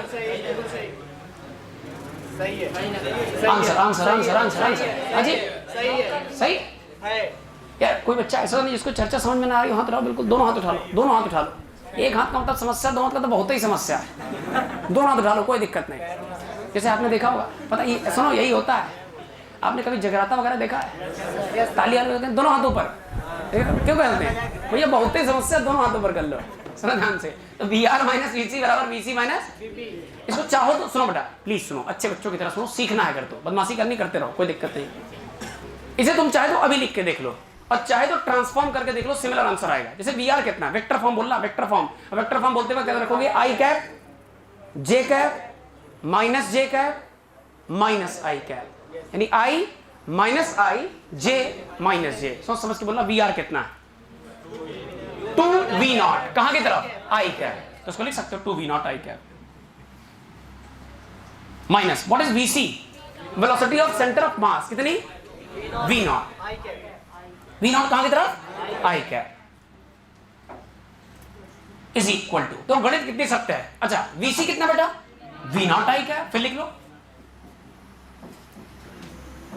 माइनस वीपी कितना, अरे वीपी तो रोलिंग, प्योर रोलिंग का केस है, मतलब पॉइंट ऑफ कांटेक्ट अगर जमीन रेस्ट पर तो पॉइंट ऑफ कांटेक्ट भी रेस्ट पर होगा, तो वीपी 0, दो में से एक चला गया।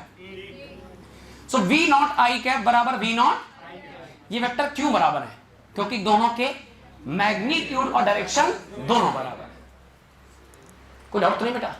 एक बात सुनो, एक तरीका, दूसरा तरीका आपसे कहते हैं इसका रिलेशन बनाओ, क्या बनाओ इसका, अरे क्या बड़ी बात है, इसको ट्रांसफर करो तो वी आर, बोलो बेटा, प्लस का वीपी बराबर 2vc, अरे वी आर इधर ले आओ, वी आर इधर ले आओ बेटा, प्लस का वीपी बराबर का ये वीसी और ये वीसी मिलके 2 टाइम्स ऑफ वीसी, 2 को उठाओ नीचे फिर तो रिलेशन बन गया। मतलब किसी भी चीज के सोच के दायरे क्या, सैकड़ों सवाल सोच सकते हो, बस ध्यान रखना कि मामला प्योर रोलिंग का है तो v बराबर आर ओमेगा फॉलो करना, हर पॉइंट के दोनों रफ्तार दिखानी है, ट्रांसलेशन वाली भी और रोटेशन वाली। हाँ फटाफट बनाए, 1 2 3 केस कर लो बेटा फटाफट जल्दी से।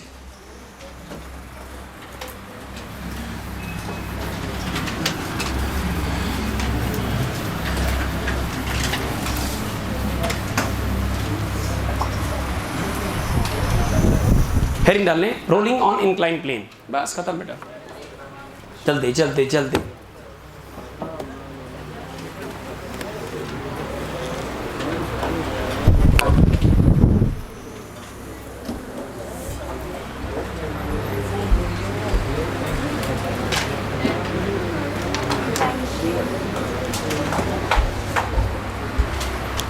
ये नोट करो,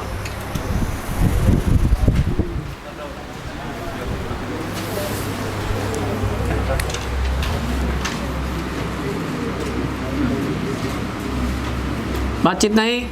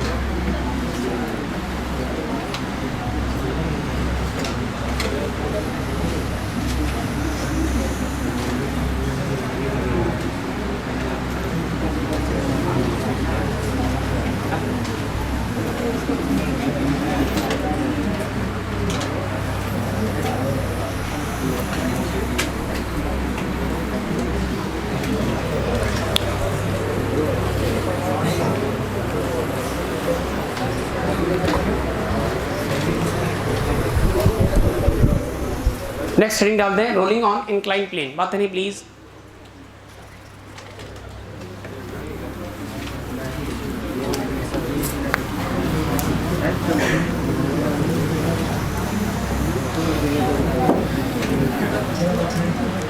दो इंक्लाइन प्लेन, बातें नहीं प्लीज बेटा, दो इंक्लाइन प्लेन बना दिए हमने और दोनों इंक्लाइन प्लेन के टॉप पर हम एक एक ऑब्जेक्ट रखने जा रहे हैं, बहुत ध्यान से देखो। हाँ जी, ये ऑब्जेक्ट हेल्प करो, इंक्लाइन प्लेन का मतलब कोई वेज है या कोई वॉल स्ट्रक्चर है, सीमेंटेड वॉल स्ट्रक्चर जिसका जमीन यानी कि सरफेस हॉरिजॉन्टल सरफेस के साथ जो इंक्लाइनेशन है वो थीटा सेट कर दिया गया है। और जैसे आप इसकी टॉप पर कोई बॉडी रखोगे, सपोज करो बॉडी का मास m है तो नीचे तुरंत काम करेगा बॉडी का वेट mg, राइट। अच्छा, बॉडी का वेट mg काम करेगा, सपोज करो ये इंक्लाइनेशन कितना है थीटा, तो यहाँ भी इंक्लाइनेशन कितना बनेगा, यानी इन दोनों के बीच कितना बनेगा थीटा। तो mg का एक कंपोनेंट इधर आ जाएगा mg का cos ऑफ थीटा और एक कंपोनेंट नीचे की तरफ आ जाएगा mg का sin ऑफ थीटा। क्या इतनी बातें डन है? और सुन ध्यान से, बॉडी को सरफेस में प्रेस कौन कर रहा, बॉडी को सरफेस में प्रेस कौन कर रहा, mg का cos theta. Each and every pressing action has equal and opposite normal reaction. So इधर नॉर्मल रिएक्शन आ रही होगी, सपोज करो कितना n, तो फोटो देख के बता सकते हो कि n बराबर किसके है, mg cos थीटा।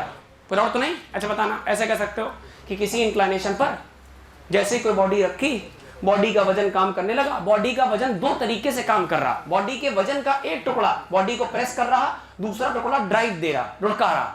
अच्छा, प्रेस करने वाला कौन है? mg cos theta. ये हुआ एक्शन, तो मिलेगा इक्वल अपोजिट नॉर्मल रिएक्शन। और बॉडी पर अनबैलेंस फोर्स के नाम पर कौन लग रहा? mg sin theta. कहां की तरफ लग रहा?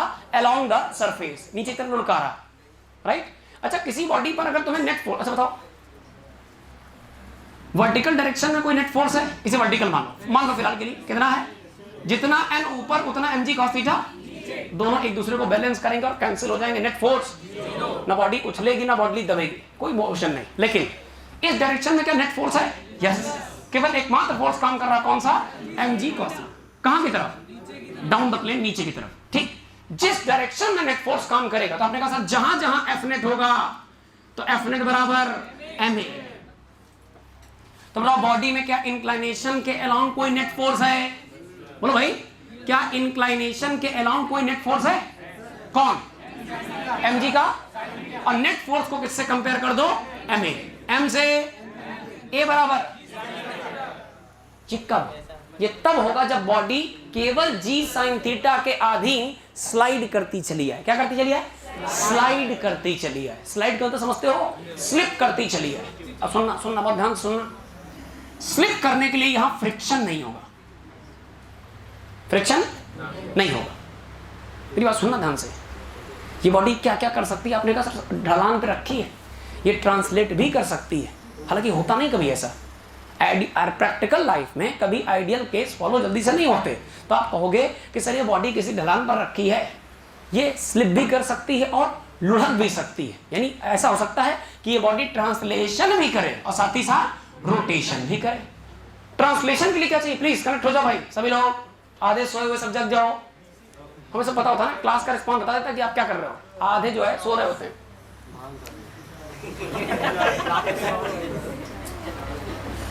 थकाओ नहीं, बॉडी भी ट्रांसलेट कर रही क्या? अच्छा, ट्रांसलेट कराने के लिए क्या चाहिए? ट्रांसलेट कराने के लिए क्या चाहिए? Net force. क्या नेट फोर्स है? बोलो भाई, कहां की तरफ? डाउन। तो बॉडी आएगी भी कहां की तरफ? क्या करती हुई? ट्रांसलेट करती हुई। ट्रांसलेशन के लिए जैसे फोर्स चाहिए, रोटेशन के लिए टॉर्क चाहिए। क्या बॉडी में रोटेशन हो सकता है? बिल्कुल, बशर्ते बॉडी में कोई टॉर्क अवेलेबल हो। अच्छा बताओ, टॉर्क है कि नहीं है? कोई बात नहीं। टॉर्क का फार्मूला क्या होता है? भूलना मत। टॉर्क का फार्मूला टाउ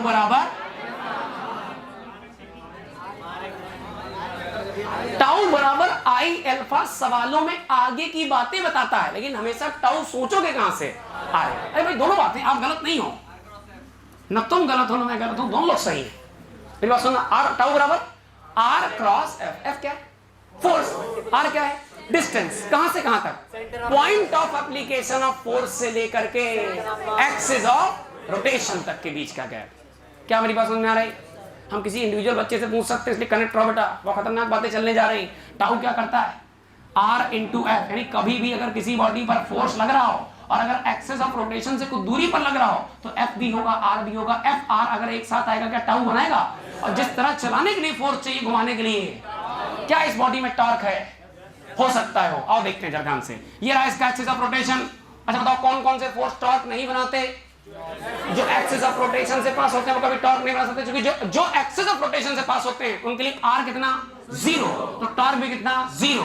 अच्छा, ना टॉर्क बनेगा ना बॉडी घूमेगी। आओ देखते हैं ये कहां से पास हो रहा। सपोज करो बॉडी इसी के बाद रोटेट कर सकती है, तो ये हो गया आपका एक्सिस ऑफ mg। कहां से पास हो रहा? ध्यान से देखो, mg की लाइन कहां से जा रही है? Axis of mg cos theta. कहां से? mg sin theta. कहां से? नॉर्मल। कहां से? अरे सारे के सारे फोर्स कहां से पास हो रहे हैं? दूसरी बात कॉमन सेंस वाली याद करो। हम कहते हैं किसी बॉडी के सेंटर ऑफ मास पर फोर्स लगाओगे बॉडी ट्रांसलेट होगी, लेकिन अगर सेंटर ऑफ मास के थोड़ा सा ऊपर थोड़ा सा नीचे फोर्स लगाओगे तो बॉडी क्या? सारे के सारे फोर्स सेंटर ऑफ मास पर काम कर रहे हैं कि ऊपर नीचे काम कर रहे हैं? सब सेंटर ऑफ मास पर काम कर रहे हैं। इसका मतलब बॉडी केवल और केवल क्या हो सकती है? हाँ जी, ट्रांसलेट हो सकती है। बॉडी ट्रांसलेट ही होगी। और ट्रांसलेट होते वक्त तो कहां आएगी? डाउन द प्लेन आएगी। डाउन द प्लेन आते वक्त तो उसका एक्सेलरेशन कितना होगा? ए बराबर, फोटो कर देखो, ए बराबर इस वक्त रोटेशन की कोई कंडीशन, क्योंकि इस फोटो में कोई फ्रिक्शन नहीं। दूसरी फोटो देखना, जवाब देना ध्यान से। देखो ये बॉडी आपकी, सपोज करो बॉडी फिर से सरफेस पर रख दी, और अब की बार हमारी सरफेस कैसी है? रफ है। ध्यान से देखो, अगर रफ होगी तो क्या बॉडी में फिर से स्लिपिंग टेंडेंसी होगी? कहां की तरफ?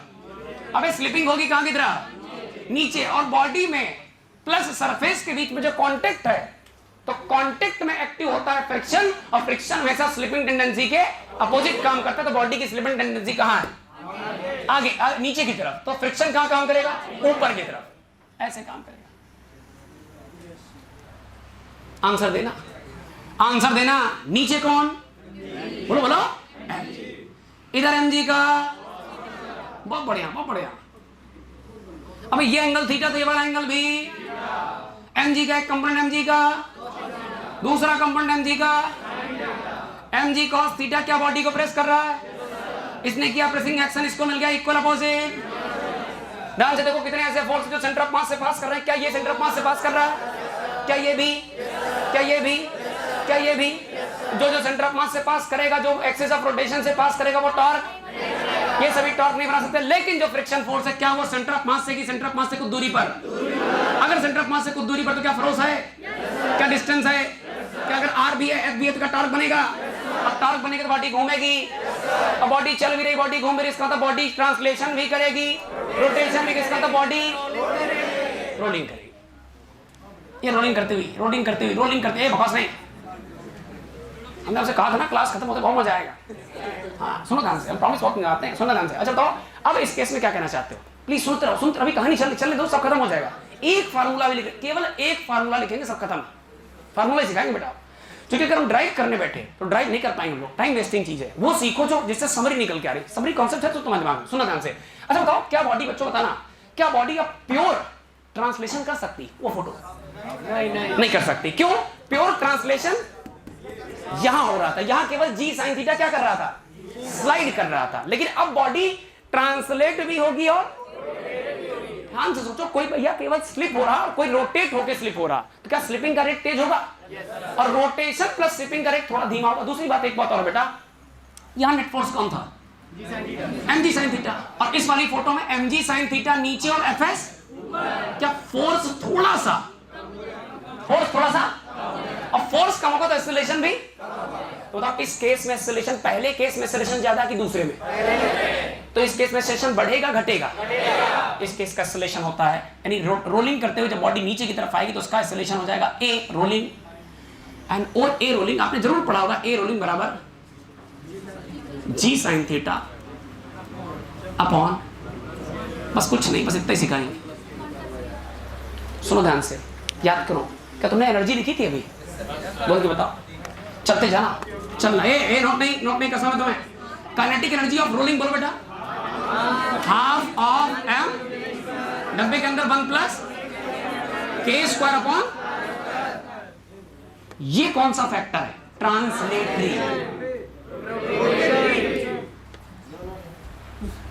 a बराबर g sin theta upon 1 plus k square upon, ये कौन सा फैक्टर है?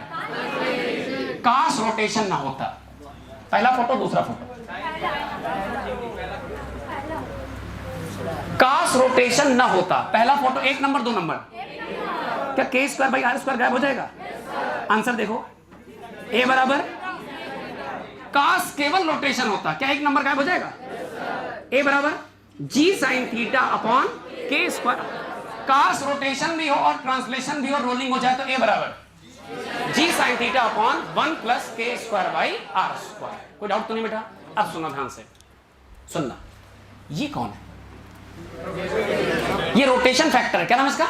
अपने मन में तुम इसका कोई नया नाम नहीं देंगे, इसको याद रखो, k स्क्वायर बटे आर स्क्वायर रोटेशन फैक्टर है, और जो नीचे बन लिखा है वो ट्रांसलेशन फैक्टर। आप समझना ध्यान से। आपने कहा सर ये निकालेंगे कैसे? बहुत आसान। For example what is this?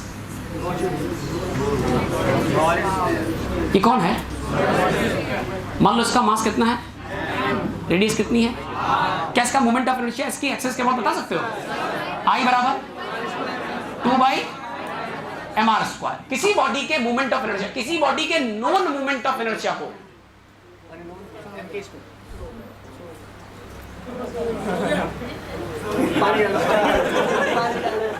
सब पे नजर है, छुप नहीं सकते तुम यार, प्लीज यार पढ़ो यार। कौन सा स्फीयर है? सॉलिड। मास कितना? m, radius r, moment of inertia about centre of मास बराबर 2/5। किसी बॉडी के मोमेंट ऑफ इनर्शिया को अगर आप m के स्क्वायर से कंपेयर कर दें, किससे? m मल्टीप्लाई बाई के स्क्वायर। ऐसा करने से m से m खत्म। ध्यान से देखो तो k स्क्वायर पकड़ना बात को upon r square. k square upon बराबर कितना है? 2/। आंसर देना। सपोज करो, प्लीज बहुत ध्यान सुनना, जो हम सिखाना चाहते हो वो सीखो, नोट नहीं करो। ये कौन है? मास कितना? Radius, movement of inertia about an axis. पूरा बोल नहीं दिया गया। अब पता आप मेरी बात सुनो, हम एक्चुअली गुस्सा इसलिए तुम पूरी लैंग्वेज नहीं सुनते हो, और सवालों की लैंग्वेज ही टफ होती है, इसलिए पूरा लैंग्वेज सुना करो। I know you know the answer, मुझे पता है तुम्हें आंसर याद है, इसमें कोई चमत्कार जैसी बात नहीं है। लेकिन बच्चों फिजिक्स की भाषा सीखनी है तो भाषा सुननी पड़ेगी, सुन सुन के सीखोगे। सुनो ध्यान से। ये आपका कौन है? मास कितना? रेडियस। इसका movement of inertia about an axis passing through its centre of mass is equal to 2/3। किसी बॉडी के नॉन मूवमेंट ऑफ इनर्शिया को अगर आप m के स्क्वायर से, मतलब m के स्क्वायर फर्जी लिख दिया करो और कंपेयर कर लो m से, तो k स्क्वायर बटे r स्क्वायर बराबर आपकी बार 2/3। तो आपके लिए k स्क्वायर बटे r स्क्वायर क्या रोटेशन फैक्टर है, जो कई जगह पर काम आएगा, काइनेटिक एनर्जी में भी काम आएगा, एक्सेलरेशन में भी काम आएगा। तो इसको सर्च करने का आसान तरीका, दरअसल mr स्क्वायर के बगल में जो नंबर लिखा हुआ है वही k स्क्वायर बटे r स्क्वायर है। क्या मेरी बात समझ पा रहे हो? अच्छा बताइए, डिस्क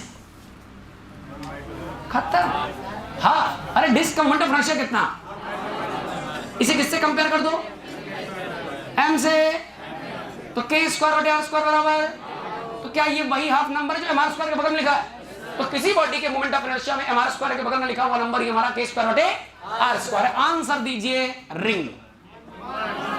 रिंग का मोमेंट ऑफ इनर्शिया कितना? mr square. ये कौन है? क्या यही k स्क्वायर बटे r स्क्वायर है? कोई डाउट तो नहीं? फटाफट इतनी बातें नोट करो।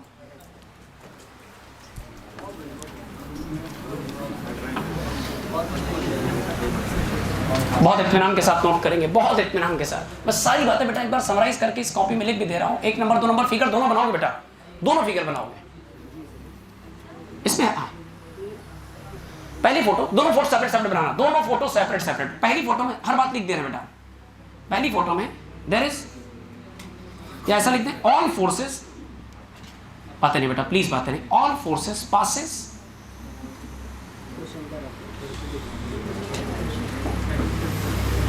through center of mass. So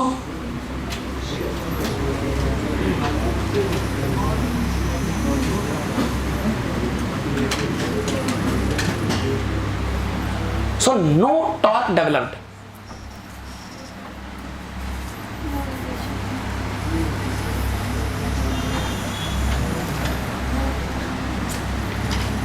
Only translation.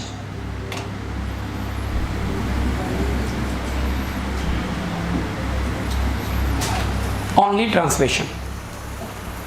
And in case of translation, its acceleration downward is given by a is equal to g का sin थीटा बेटा। मैंने हिंट के फॉर्म में लिख भी दिया बेटा कि फ्रिक्शन जैसी कोई चीज नहीं है, स्मूथ सरफेस। हाँ, यहाँ के केस में लिख दे रहा हूँ एक बात और बेटा कि म्यू यहाँ शून्य नहीं है, मतलब म्यू है, रफनेस है, और रफनेस है तो फ्रिक्शन एक्टिव होगा। इस केस में याद रखोगे friction creates and torque, friction create and torque. The friction makes torque about cm. So body rotate plus translate, and combination of rotation plus translation is known as rolling. And this is the acceleration of rolling. एक बात और ध्यान दे बेटा, pure rolling.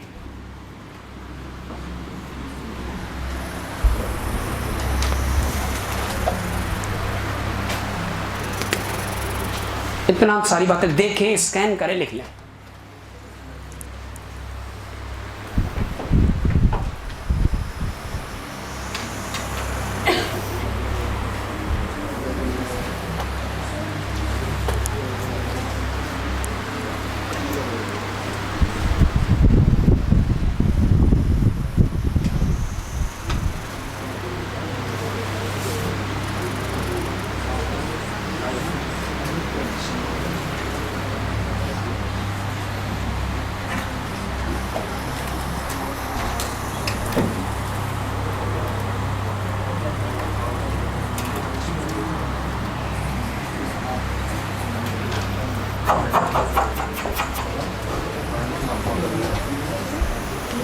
कल ये आज ही खत्म हो जा रहा, कुछ काम बचेगा भी कल डिस्कस कर लेंगे। कल क्लास जल्दी भी छोड़ सकते हैं ना, कल जैसे खत्म होगा छोड़ देंगे क्लास, है ना। देखते हैं कुछ अगर पुराने क्वेश्चन बचेंगे तो करा दिए जाएंगे।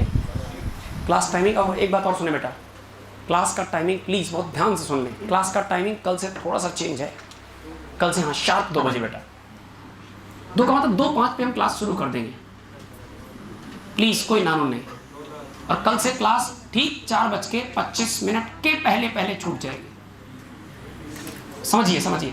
एक्चुअली 2 घंटे जो 20 मिनट मना है, इसको और स्ट्रिक्ट करेंगे तो 5 मिनट ऊपर बढ़ा देंगे, 5 मिनट नीचे, 2.5 घंटे क्लास कर लेंगे हम लोग।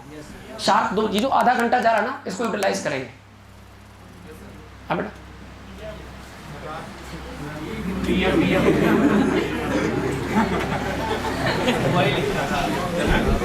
नहीं पीएम लिखा था बेटा, वो थोड़ा सा हुआ क्या कि एक्चुअली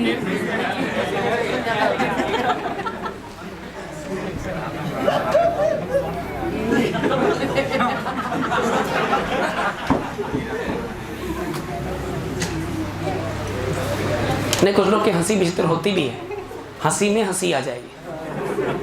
हाँ अरे हमारी भी गंदी यार, वो बेइज्जती सुनी हमने, हंसते रहिए इसलिए।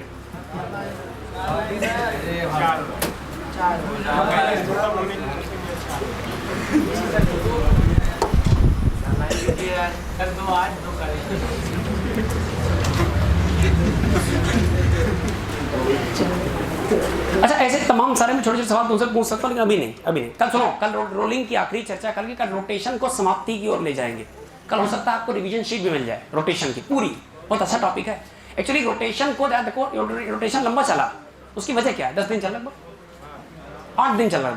उसकी वजह क्या बेटा, यहाँ मैकेनिक्स खत्म होती है। यहाँ क्या इस्तेमाल नहीं, फ्रिक्शन से लेके वर्क फॉर एनर्जी से लेके कंजर्वेशन से लेके सेंटर ऑफ मास, सब तो तुमने इस्तेमाल कर लिया, इसलिए इसको लास्ट में रखा भी गया। It is climax of mechanics. So परसों से सुन लें, परसों से, कल से टाइमिंग सही कर लो, कल से 2:05 पे आ जाना, याद से गड़बड़ ना करना, लेट क्लास शुरू मिलेगी। और दूसरी बात एक ये है कि क्या बोल रहे हैं, हाँ परसों से वेव ऑप्टिक्स शुरू होगा, नया टॉपिक। वेव ऑप्टिक्स शुरू करेंगे, बढ़िया से खत्म करेंगे उसको मजेदार तरीके। वेव ऑप्टिक्स बहुत शानदार टॉपिक, बेहद ही लजीज और बेहद ही टेस्टी टॉपिक है। क्या इसे रफ कर दें बेटा? बेटा क्या इसे रफ कर दें? क्या सब कुछ याद है? ये फ्रिक्शन नहीं है, बॉडी स्लाइड करेगी कि ट्रांसलेट करेगी, रोटेट, केवल ट्रांसलेट करेगी। एक्सेलरेशन बराबर g sin थीटा, यानी इंक्लाइन प्लेन है, अगर फ्रिक्शन नहीं है तो a बराबर g sin theta. Incline plane में फ्रिक्शन है तो इसका मतलब बॉडी ट्रांसलेट भी करेगी और बॉडी रोल करेगी। रोलिंग करते वक्त उसका एक्सेलरेशन ध्यान से देखो थोड़ा सा कम होगा, ध्यान से देखो। हेलो, नीचे नंबर बढ़ गया, नंबर बढ़ना मतलब acceleration general g sin theta से कम आ गया। सवाल लिखो, देखो इन द गिवन, एक बात और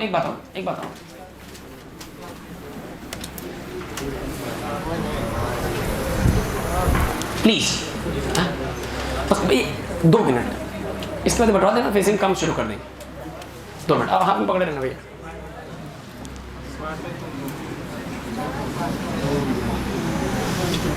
इधर सब लोग देख रहे हैं बोर्ड की तरफ। अच्छा चलो, पता नहीं हरकत क्या करते हो, ये तो कभी ऐसे क्लास नहीं मिली कि सब लोग ऐसे देख रहे हैं, कोई ऐसे कोई ऐसे कोई ऐसे, कोई कुछ किया ही करते हो। कराते बहुत अच्छा बेटा, गधेड़ा कहीं का। नीचे कौन काम करेगा? नीचे mg, सरफेस रफ है बेटा आपकी बात कैसी है? अच्छा रफ है तो फ्रिक्शन होगा, काम भी करेगा। फ्रिक्शन बेटा अवेलेबल हमेशा रहता है, जरूरत पड़ने पर काम करता है। तो नीचे कितना mg का मान लो, इंक्लाइनेशन कितना बेटा? थीटा। प्लीज जवाब दो। अगर ये mg तो क्या इसके कंपोनेंट कर सकते हो? ये mg तो इसकी जो ऐसे लाइन जाएगी, कह सकते हो परपेंडिकुलर टू प्लेन लाइन जाएगी, उसके साथ एंगल थीटा, तो mg का बन जाएगा। अच्छा ये कर रहा है प्रेसिंग एक्शन, बदले में मिलेगा इक्वल अपोजिट। अगर ये mg का cos थीटा, ये mg का cos थीटा, तो mg का दूसरा कंपोनेंट mg का, ध्यान से देखो तो क्या mg का sin थीटा बॉडी को नीचे की तरफ स्लाइड करने की कोशिश कर रहा है, जिसे रोकने फ्रिक्शन आ चुका है। और फ्रिक्शन की वैल्यू कितनी होती है? Fs बराबर, शाबाश बहुत बढ़िया, Fs बराबर म्यू मल्टीप्लाई बाई एन। ध्यान से देखो तो Fs की जगह लिखा म्यू मल्टीप्लाई बाई एन, कितना? बहुत ही बेहतरीन, बेहद शानदार, लाजीज, लाजवाब, mg का cos थीटा। अब सुना बेटा, एक क्वेश्चन लिख सकते हो उसका? अरे वाह, गड़बड़ न करना, mg का कहां की तरफ? माइनस म्यू एम जी का कहां की तरफ? बराबर बॉडी पर काम करने वाला नेट फोर्स। शाबाश, बढ़िया बढ़िया। नीचे कौन बेटा? M G sine theta minus mu M G. ये दोनों फोर्स बॉडी पर एक्टिव हो तो दो फोर्सेस का जो वेक्टर सम आएगा, आगे वाला माइनस पीछे वाला बराबर नेट फोर्स। और नेट फोर्स ये लिखा हुआ बराबर किसके लिख दिया जाए? ध्यान से देखो तो क्या एम से एम खत्म हो जाएगा? कोई डाउट नहीं बेटा? ध्यान से देखो क्या ए आएगा? कैलकुलेशन के बाद जब इन चीजों में ट्रांसफॉर्मेशन होता है, म्यू वगैरह रिलेट करते हैं, तो यहां से जो ए आता है, यहां से जो ए आता है वो रोलिंग वाला ए आता है। कौन सा है? ए बराबर आता है बेटा, बोलो बेटा, पता है? एक्चुअली ये ए रोलिंग है यार, एक्चुअली बॉडी रोल करते हुए नीचे ही तो आएगी, तो ए रोलिंग आएगा कितना? जी साइन थीटा अपॉन, बोलते जाओ बेटा, 1 प्लस के स्क्वायर अपॉन। एक बात और सुनना, दो बातें। एक, आप ट्रांसलेटरी इक्वेशन बनाना सीख गए, आप एक्सेलरेशन की वैल्यू, इसको कैलकुलेशंस का थोड़ा लंबा है, टॉर्क इक्वेशन का इस्तेमाल करते हैं, फिर यहाँ कहीं रिप्लेसमेंट करते हैं, ए बराबर टाउ अल्फा करके, वो सब अलग बात है, कोई मतलब नहीं। सुनना ध्यान से, एक बात और,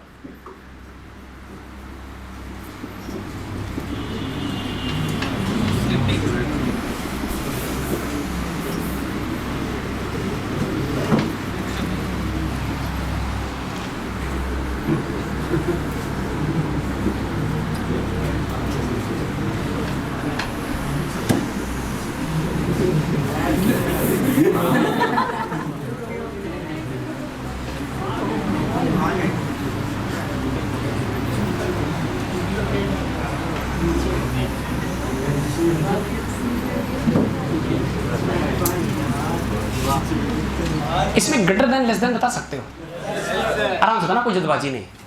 एक मिनट बहुत ध्यान सुनो, उसमें एम जी साइन थीटा नीचे काम कर रहा है या M G minus F S नीचे काम कर रहा है?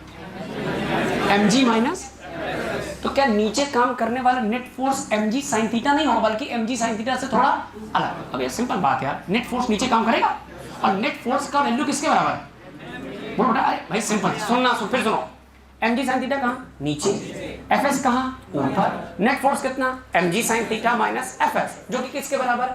M A. तो चाहे ये लिखो नेट फोर्स, चाहे ये लिखो, एक ही बात है ना।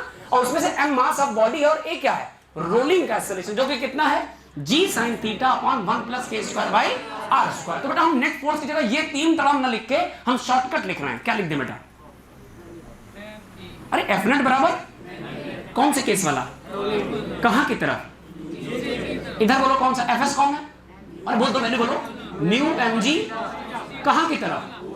अब बताओ बेटा, सोच समझ के बताना, जो लिखा उसके लिए बताओ, क्या लिखा है? स्लिपिंग नहीं होनी है तो ड्राइविंग बड़ा होना चाहिए कि फ्रिक्शन? ड्राइविंग बड़ा होगा तो बॉडी स्लिप करेगी, लेकिन अगर फ्रिक्शन ज्यादा होगा तो बॉडी कभी स्लिप, बॉडी बैलेंस रुक के हौले हौले चलेगी। अरे फ्रिक्शन क्यों आया? फ्रिक्शन रिलेटिव मोशन का अपोज करना, और रिलेटिव मोशन तभी होता है जब बॉडी एक दूसरे के ऊपर स्लाइड करती है, तो स्लाइडिंग को रोकने के लिए फ्रिक्शन आया है।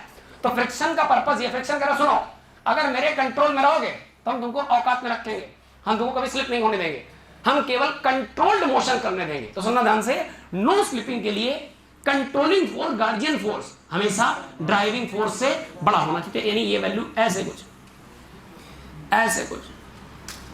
कोई डाउट नहीं बेटा? अरे फ्रिक्शन फोर्स अगर ड्राइविंग से बड़ा होगा, भाई सुनना, friction force net driving force से बड़ा या बराबर? अरे सुनो, कॉमन सेंस सुनो, अगर बराबर हुआ चलेगा नहीं, बराबर हुआ जस्ट चलने, और अगर फ्रिक्शन बड़ा हुआ नीचे वाले फोर्स से तो भी नहीं चलने देगा, क्योंकि फ्रिक्शन बॉडी के मोशन का अपोज करता है। तो नेट फोर्स, ड्राइविंग फोर्स दरअसल छोटा पड़ गया फ्रिक्शन से, नहीं चलेगी, नो चलेगी, नो स्लाइडिंग। याद करो रोलिंग में क्या होता था, अगर तुमने एक लाइन पकड़ी होगी, एक लाइन हमने बोली बीच में कि बॉडी में 1 नंबर 2 नंबर क्रम से touch touch touch touch touch ऐसे करते हो, body touch touch touch touch करते हुए चलती आगे, राइट? तो सुनना ध्यान से, एक बात और लिख रहे हैं बेटा, आखिरी इस बात को हम समराइज कर रहे हैं, खत्म कर रहे हैं, बस यहां से खत्म स्टेटमेंट कि बॉडी को अगर, तो इतनी बात समझ में आई, ये बॉडी का ट्रांसलेटरी मोशन है। ट्रांसलेटरी मोशन का मतलब आगे वाला फोर्स माइनस पीछे वाला फोर्स बराबर नेट फोर्स बराबर एम ए, और एक्सेलरेशन के नाम पर कौन आएगा? रोलिंग का जी sine theta upon 1 plus K square upon are square. अगर बॉडी को स्लिप नहीं होना, बॉडी को स्लिप नहीं होना, केवल क्या होना है? अरे बोलो भैया, रोलिंग का मतलब प्योर रोलिंग, और प्योर रोलिंग में कांटेक्ट पॉइंट चलेगा कि रुका रहेगा? अरे भैया ये सरफेस रुकी है तो पॉइंट ऑफ कांटेक्ट भी रुका रहेगा, यही तो होना है ना। तो सुनो ध्यान से, नेट फोर्स या तो फ्रिक्शन से छोटा हो या फ्रिक्शन के बराबर, या तो चले ही नहीं या तो जस्ट चलने वाला हो। तो इस बात को फिर से लिखना है, स्टेटमेंट को उल्टा करके लिखना है बेटा। स्टेटमेंट पकड़ना ध्यान से, गड़बड़ ना करना। Mu mg cos theta, same statement उल्टा तरीके से, बड़ा हो या बराबर। देखो ये लिख दिया, सेम स्टेटमेंट, ये वैल्यू बड़ी या बराबर हो किससे? एम ए आर से। एम ए आर की वैल्यू रखो, ए आर की वैल्यू जी का sign theta upon 1 plus K square upon, कुछ कटेगा क्या? एम से, जी से, म्यू बराबर, हाँ म्यू बराबर, mu greater than or equal to, cos theta को नीचे फेंक दो, sine theta upon cos theta upon 1 plus K square upon, ये कौन है? म्यू मतलब कॉफिशिएंट ऑफ रोलिंग का जनक। अगर ये नहीं होता तो रगड़ नहीं होती, रगड़ नहीं होती तो टॉर्क नहीं बनता, टॉर्क नहीं बनता तो पहिया सरक जाता, कभी घूमता नहीं, और पहिया अगर घूमता नहीं प्लस चलता नहीं तो रोलिंग ना होती। तो म्यू कॉफिशिएंट ऑफ फ्रिक्शन। इतनी बातें फटाफट नोट करो।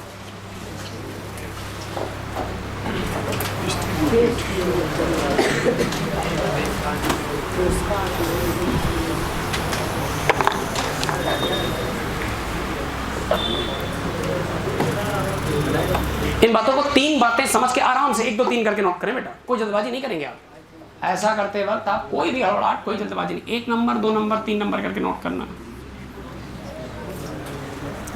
कल का होमवर्क सुनो, बहुत इंपॉर्टेंट है। कल क्लास 2:05 पे शुरू हो जाएगी। दूसरी बात यह है कि कल हम रोटेशन की शीट देंगे, प्लस कल रोटेशन टॉपिक आपकी जबान पर होना चाहिए, क्योंकि यहाँ से मैकेनिक्स का काम खत्म। मैकेनिक्स अपना बहुत बड़ा टॉपिक अपने आप में 1.5 से 2 महीने हमेशा लेता है, कितनी भी जल्दी करोगे। लोग तो अप्रैल से शुरू करते हैं, पूरे नवंबर तक यही चलाते हैं। हाँ हम भी जानते हैं ऐसा नहीं, असल में कोर्स की रफ्तार जिस टाइम पर स्पीड पकड़ना चाहती उसी टाइम पर पकड़ेगी। चाहे सेशन आपका जनवरी शुरू करो चाहे अक्टूबर शुरू करो, कोई फर्क नहीं पड़ता।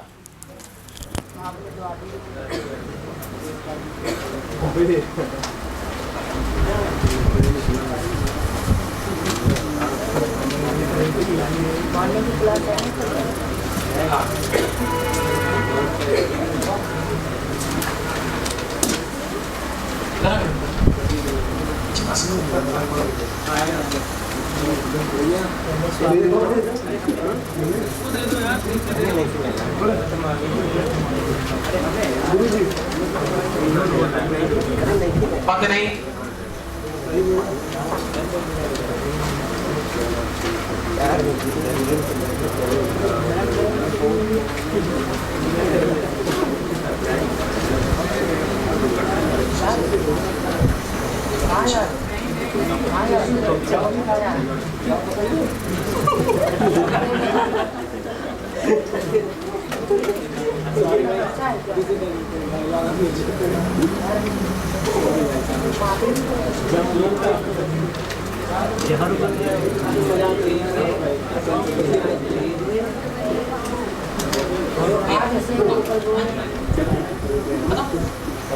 ये कैसे हो गया?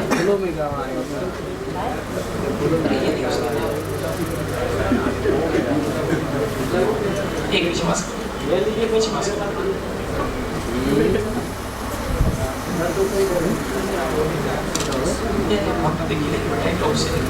कैसे पढ़ गए?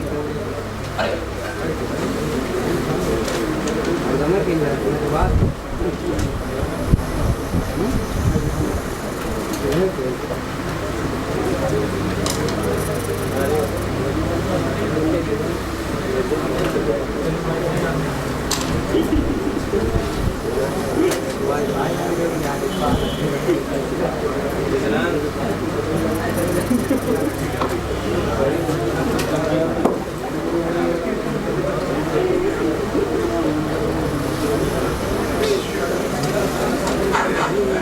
हेलो, कितने लोग क्वेश्चन किए? 2 मिनट भैया, तुरंत तुरंत। चलो बात नहीं बेटा, बात नहीं प्लीज, क्या है? कोई शीट ऐसी जिसमें एक भी शीट नहीं है सबके पास? इधर शीट पे कितनी है? एक मिनट बन जाएगा। चलो अभी आ रही बाकी 2 मिनट और। चलो भाई, हाँ जी, पहला सवाल, क्वेश्चन नंबर फर्स्ट। बातें नहीं बेटा, पूरी शीट करनी है और उठना नहीं। तुम अपनी जगह से बिल्कुल 1% डिस्प्लेस नहीं होगे, क्योंकि डिस्प्लेसमेंट का मतलब होता है change in position x final minus x। वो होना ही नहीं चाहिए आपके में। कुछ दिन बाद ऐसे हम लोग बातचीत किया करें यार। तो बेटा ध्यान देना, दरवाजे पर आते वक्त ध्यान देना, पानी पड़ा वहाँ म्यू इज इक्वल टू 0 हो चुका है, संभल कर आए। नहीं आप ट्रांसलेट भी करेंगे और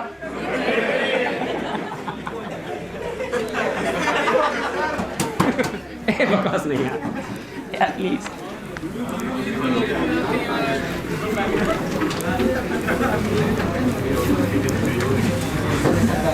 जैसे आज की क्लास में अगर हम शीट की बात करें तो शीट का नंबर ऑफ स्टूडेंट से less than or equal to हो चुका था अभी जस्ट उसमें ग्रेटर देन करवाया है। चलो आज सवाल संख्या बेटा 1 से चलना शुरू करें। सुनो ध्यान से, सुनो आप पहले आ जाओ क्वेश्चन संख्या 6 नंबर से करो, क्रम से करते हैं बेटा, क्रम से।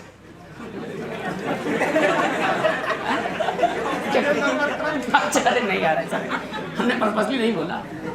6 नंबर सवाल संख्या 6 से करना शुरू करेंगे और बहुत सुंदर सवाल है, बेहद लजीज, बेहद टेस्टी। क्वेश्चन कह रहा है कि सॉलिड स्फीयर, प्लीज बातें नहीं, बिल्कुल बातें नहीं, pin drop silence, a solid sphere of mass and rolls without slipping. बहुत ध्यान सुनना इस बात का मतलब, प्लीज सभी लोग एक बार फिर से फोकस कर ले ताकि म्यू की कहानी क्रिस्टल क्लियर हो जाए। इंक्लाइन सरफेस जिसका हॉरिजॉन्टल के साथ बेटा इंक्लाइनेशन, प्लीज आंसर निकालना ही सब कुछ नहीं है, ध्यान दिया करो बेटा। आप आंसर निकाल बहुत कुछ होते हो, सुनना ध्यान से, गड़बड़ होती है वहीं पर। भाई अगर आपका जो सरफेस है वो थीटा पर इंक्लाइंड है, पकड़ना बात को, और ये यहाँ कोई सॉलिड स्फीयर रखा है, ये सॉलिड स्फीयर। अच्छा बताओ बच्चों, हेलो, अगर ये ट्रांसलेट भी करे, और बेसिक मत बोलना कभी, तो बताओ ट्रांसलेशन के दौरान इसकी रफ्तार क्या VCM होगी? कॉमन सेंस की बात है। अच्छा रोटेट भी कर रहा है मान लो कितने से, ओमेगा, तो इस पॉइंट की रफ्तार कितनी होगी? अबे नीचे की तरफ होगी VC और पीछे की तरफ होगी R ओमेगा, तो इसका नेट रफ्तार कितना होना चाहिए ताकि ये प्योर रोलिंग करे? अरे प्योर रोलिंग के लिए जैसी प्लेटफॉर्म की रफ्तार वैसी बॉडी के पॉइंट ऑफ कांटेक्ट की रफ्तार। तो अगर प्लेटफॉर्म रेस्ट पर है तो बॉडी का पॉइंट ऑफ कांटेक्ट भी, तो VC आगे माइनस R ओमेगा पीछे, तो इसकी वेलोसिटी बन जाएगी VC माइनस R ओमेगा। चूंकि प्लेटफॉर्म रेस्ट पर है, ये भी रेस्ट पर, इसका मतलब VC माइनस R ओमेगा बराबर 0, तो VC बराबर, ये प्योर, सुनो ये प्योर रोलिंग की शर्त है। इस दौरान स्लिपिंग नहीं होगी, प्लीज ध्यान सुनो बेटा, हमने इस चीज को समझाया है, इस दौरान स्लिपिंग नहीं हो रही, बिल्कुल स्लिपिंग नहीं हो रही। क्या मेरी बात समझ पा रहा है? स्लिपिंग नहीं हो रही, इसका मतलब पता है, इससे आपका जो ये वाला पॉइंट है वो जस्ट अभी कांटेक्ट में है, अगले क्षण इसका रोल खत्म, अगला पॉइंट इस कांटेक्ट में आएगा, अगला पॉइंट इस कांटेक्ट में आएगा, अगला पॉइंट इस कांटेक्ट में आएगा। क्या मेरी बात समझ पा रहे हो? यानी इस गोले के जो सरफेस में छोटे छोटे पॉइंट्स हैं, उनका सरफेस के साथ टच हटे, ऐसा चल रहा, मोशन हो ही नहीं रहा, ये नहीं हो रहा, राइट? चलो खैर सवाल पर आ जाते हैं, सवाल पर आते हैं। सवाल क्या कह रहा है? बहुत सिंपल सवाल है, ये तो हमने समझा दिया बेटा, ये तो हमने केवल समझाया ताकि आपको थोड़ी सी बातें और क्लियर हो जाएं। ध्यान से देखो, सॉलिड स्फीयर है, और सॉलिड स्फीयर के बारे में क्या कह रहा है? सॉलिड स्फीयर में what should be the minimum coefficient of friction so that the solid sphere roll down without slipping. तो आपने देखा था विदाउट स्लिपिंग के लिए कंडीशन क्या आई थी बेटा?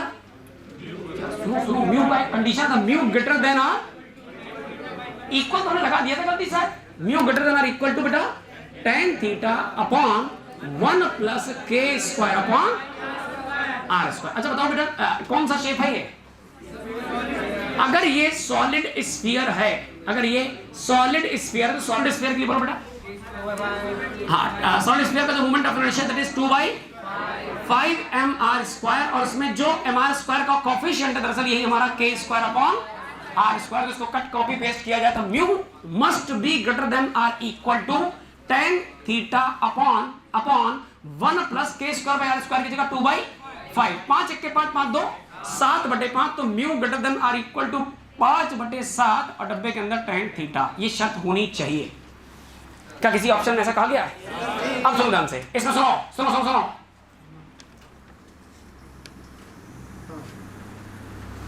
पढ़ो इस बात को, गणित को पढ़ो।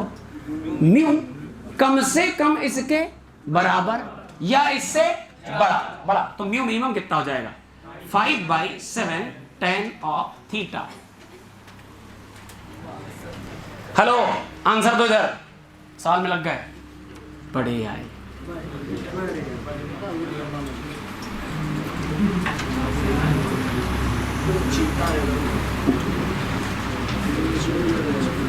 सवाल देखो, सवाल बना दिया देखो। इस सरफेस में वहां स्लिपिंग ना हो, क्या ना हो?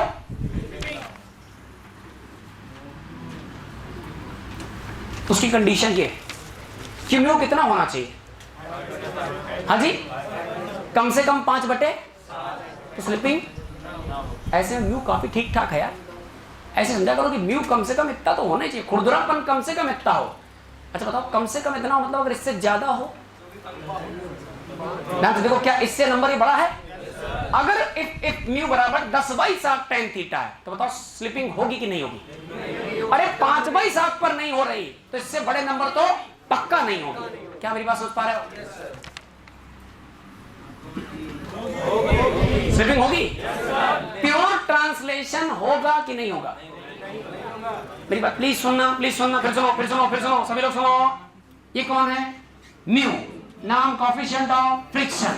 नो स्लिपिंग के लिए म्यू कम से कम tan थीटा अपॉन 1 + k² के बराबर या इससे बड़ा। क्या इतनी बात समझ गए? कोई समस्या तो नहीं किसी दिमाग में? और सुन से। अच्छा बताओ, अगर अच्छा इस क्वेश्चन में म्यू बराबर कितना है? 5/7 tan थीटा। इसका मतलब ये कम से कम चाहिए, इस पर स्लिपिंग और इससे बड़ा होगा अगर म्यू। कॉमन सेंस इस्तेमाल करो, अगर म्यू इससे बड़ा हुआ, खुरदरापन अगर इससे ज्यादा हुआ, तो पक्का स्लिपिंग नहीं होगी। अरे स्लिपिंग कब होती है? जब खुरदरापन कम हो, म्यू कम हो। तो म्यू अगर इसके बराबर स्लिपिंग नहीं होगी, तो इससे बड़ा है तो भी स्लिपिंग नहीं होगी। तो आंसर दीजिए, म्यू बराबर अगर 12/7 tan थीटा होगी कि नहीं होगी स्लिपिंग? और अगर स्लिपिंग नहीं होगी तो इसका मतलब प्योर रोलिंग होगा। क्या होगा? और प्योर रोलिंग का मतलब होता है जैसे रेट से रोटेशन होगा उसी रेट से ट्रांसलेशन होगा। कोई डाउट तो नहीं?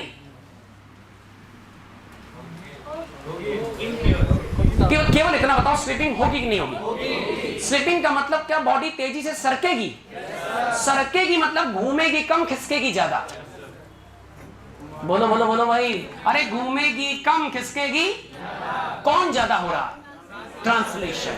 कौन कम हो रहा? लेकिन हो तो दोनों रहे ना, रोलिंग हो रही, लेकिन ये प्योर रोलिंग नहीं। ये कंडीशन कब की बेटा? Pure rolling. और प्योर रोलिंग में स्लिपिंग? अरे स्लिपिंग ना होने का मतलब ये होता है कि दोनों पॉइंट एक दूसरे के हमेशा टच में रहे, ना आगे जाए ना पीछे, नो रिलेटिव मोशन। कोई डाउट तो नहीं बेटा? चलो सवाल संख्या 7। हाँ ठीक है बेटा, ठीक है, सही बात है। कौन सा क्वेश्चन है? 7। सॉलिड स्फीयर का जो लीनियर एक्सेलरेशन है, जब वो इंक्लाइनेशन थीटा पर है, रोल कर रहा भाई, तो ध्यान से देखो बेटा, अगर सॉलिड स्फीयर किसी इंक्लाइनेशन थीटा पर फंसा होगा बेचारा, तो इसका जो नीचे की तरफ आने में एक्सेलरेशन होगा, बोलो भाई, रोल करते हुए आगे बढ़ते हुए, बोलो भाई कितना? ए बराबर बेटा g sin थीटा, आगे बोलते जाओ, अपॉन 1 प्लस, अच्छा सॉलिड स्फीयर का k² कितना है? 2/5, 5 × 5 2 7, तो 5/7 इंटू जी का साइन ऑफ थीटा।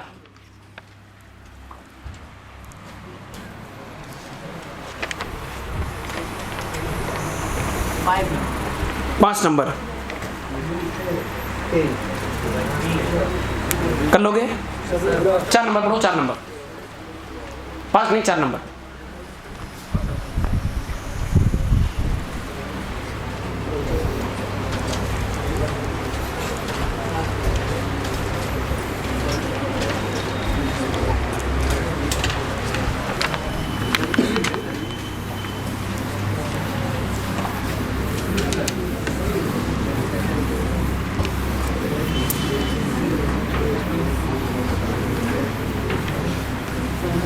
जिन लोगों ने रोटेशन की आधी क्लासें मिस भी करी, वो भी कल प्लीज आए।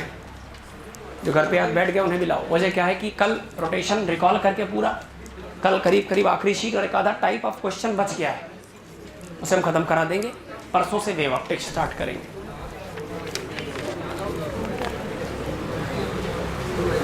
फोर्थ का हाँ बिल्कुल सही, शाबाश शाबाश, कोशिश करो एक बार सही से पढ़ो, बस यही तो सीखना है तुम्हें। 4th number. अच्छा कितने लोग का बी आ रहा?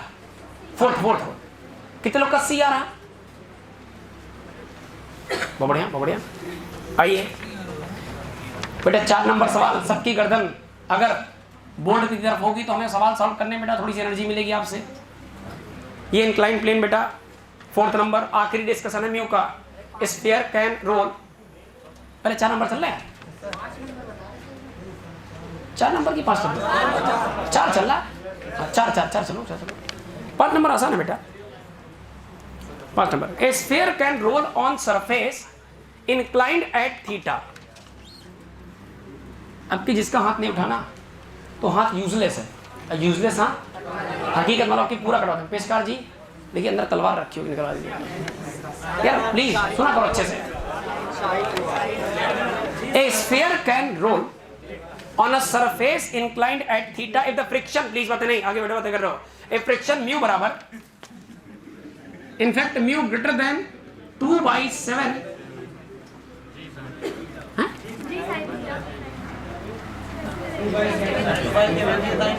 2/7 हाँ कोई नहीं,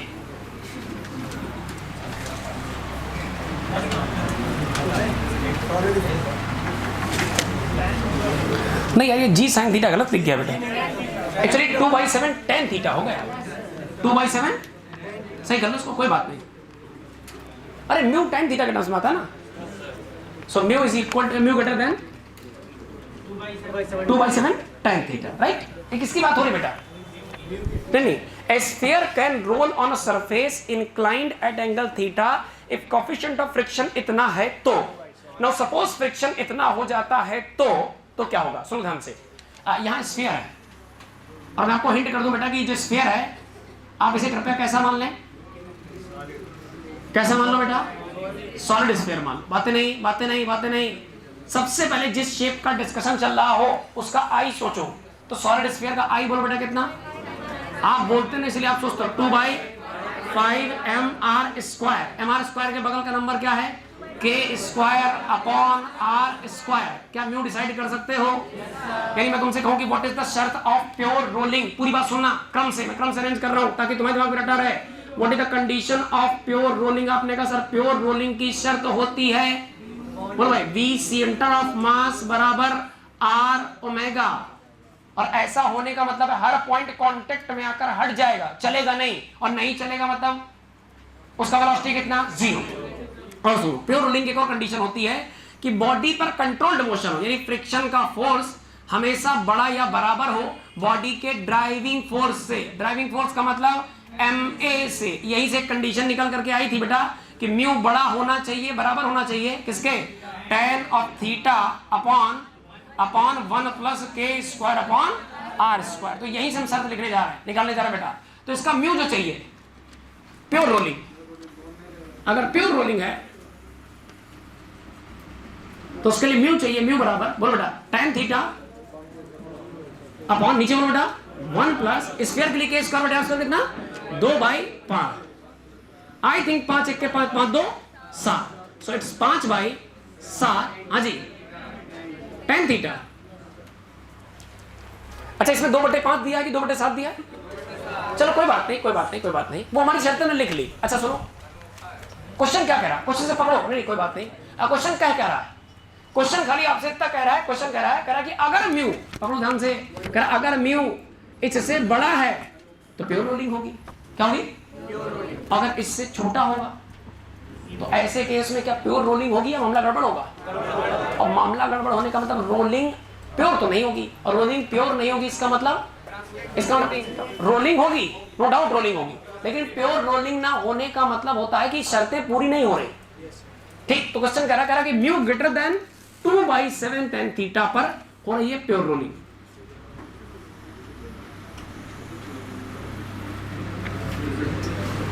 तो अगर म्यू इससे कम पड़ गया तो प्योर रोलिंग नहीं होगी, अगर म्यू इससे कम पड़ गया नो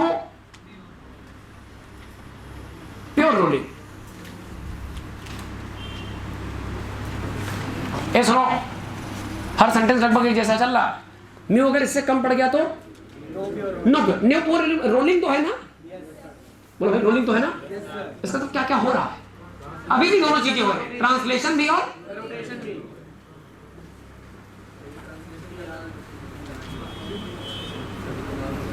लेकिन दोनों के होने का रेट बराबर नहीं, इतनी सी बात है, बराबर नहीं। तो 7वां नंबर सवाल कह रहा, 4था नंबर सवाल कह रहा है स्फीयर किसी सरफेस पर लुढ़क सकता है अगर mu greater than 2/7 tan theta. अगर म्यू 1/7 tan थीटा हो जाए, लॉजिक लगाओ, क्या म्यू घट गया? और घट गया तो प्योर रोलिंग होना, प्योर रोलिंग होना, लेकिन म्यू तो है ना, और म्यू है मतलब फ्रिक्शन है ना, और फ्रिक्शन है तो क्या टॉर्क बनेगा, और टॉर्क बनेगा तो गोला केवल फिसलेगा नहीं बल्कि फिसलेगा प्लस घूमेगा, और फिसलेगा प्लस घूमेगा, इसका मतलब क्या करेगा? रोल करेगा, तो इसका ट्रांसलेशन भी और सी पार्ट।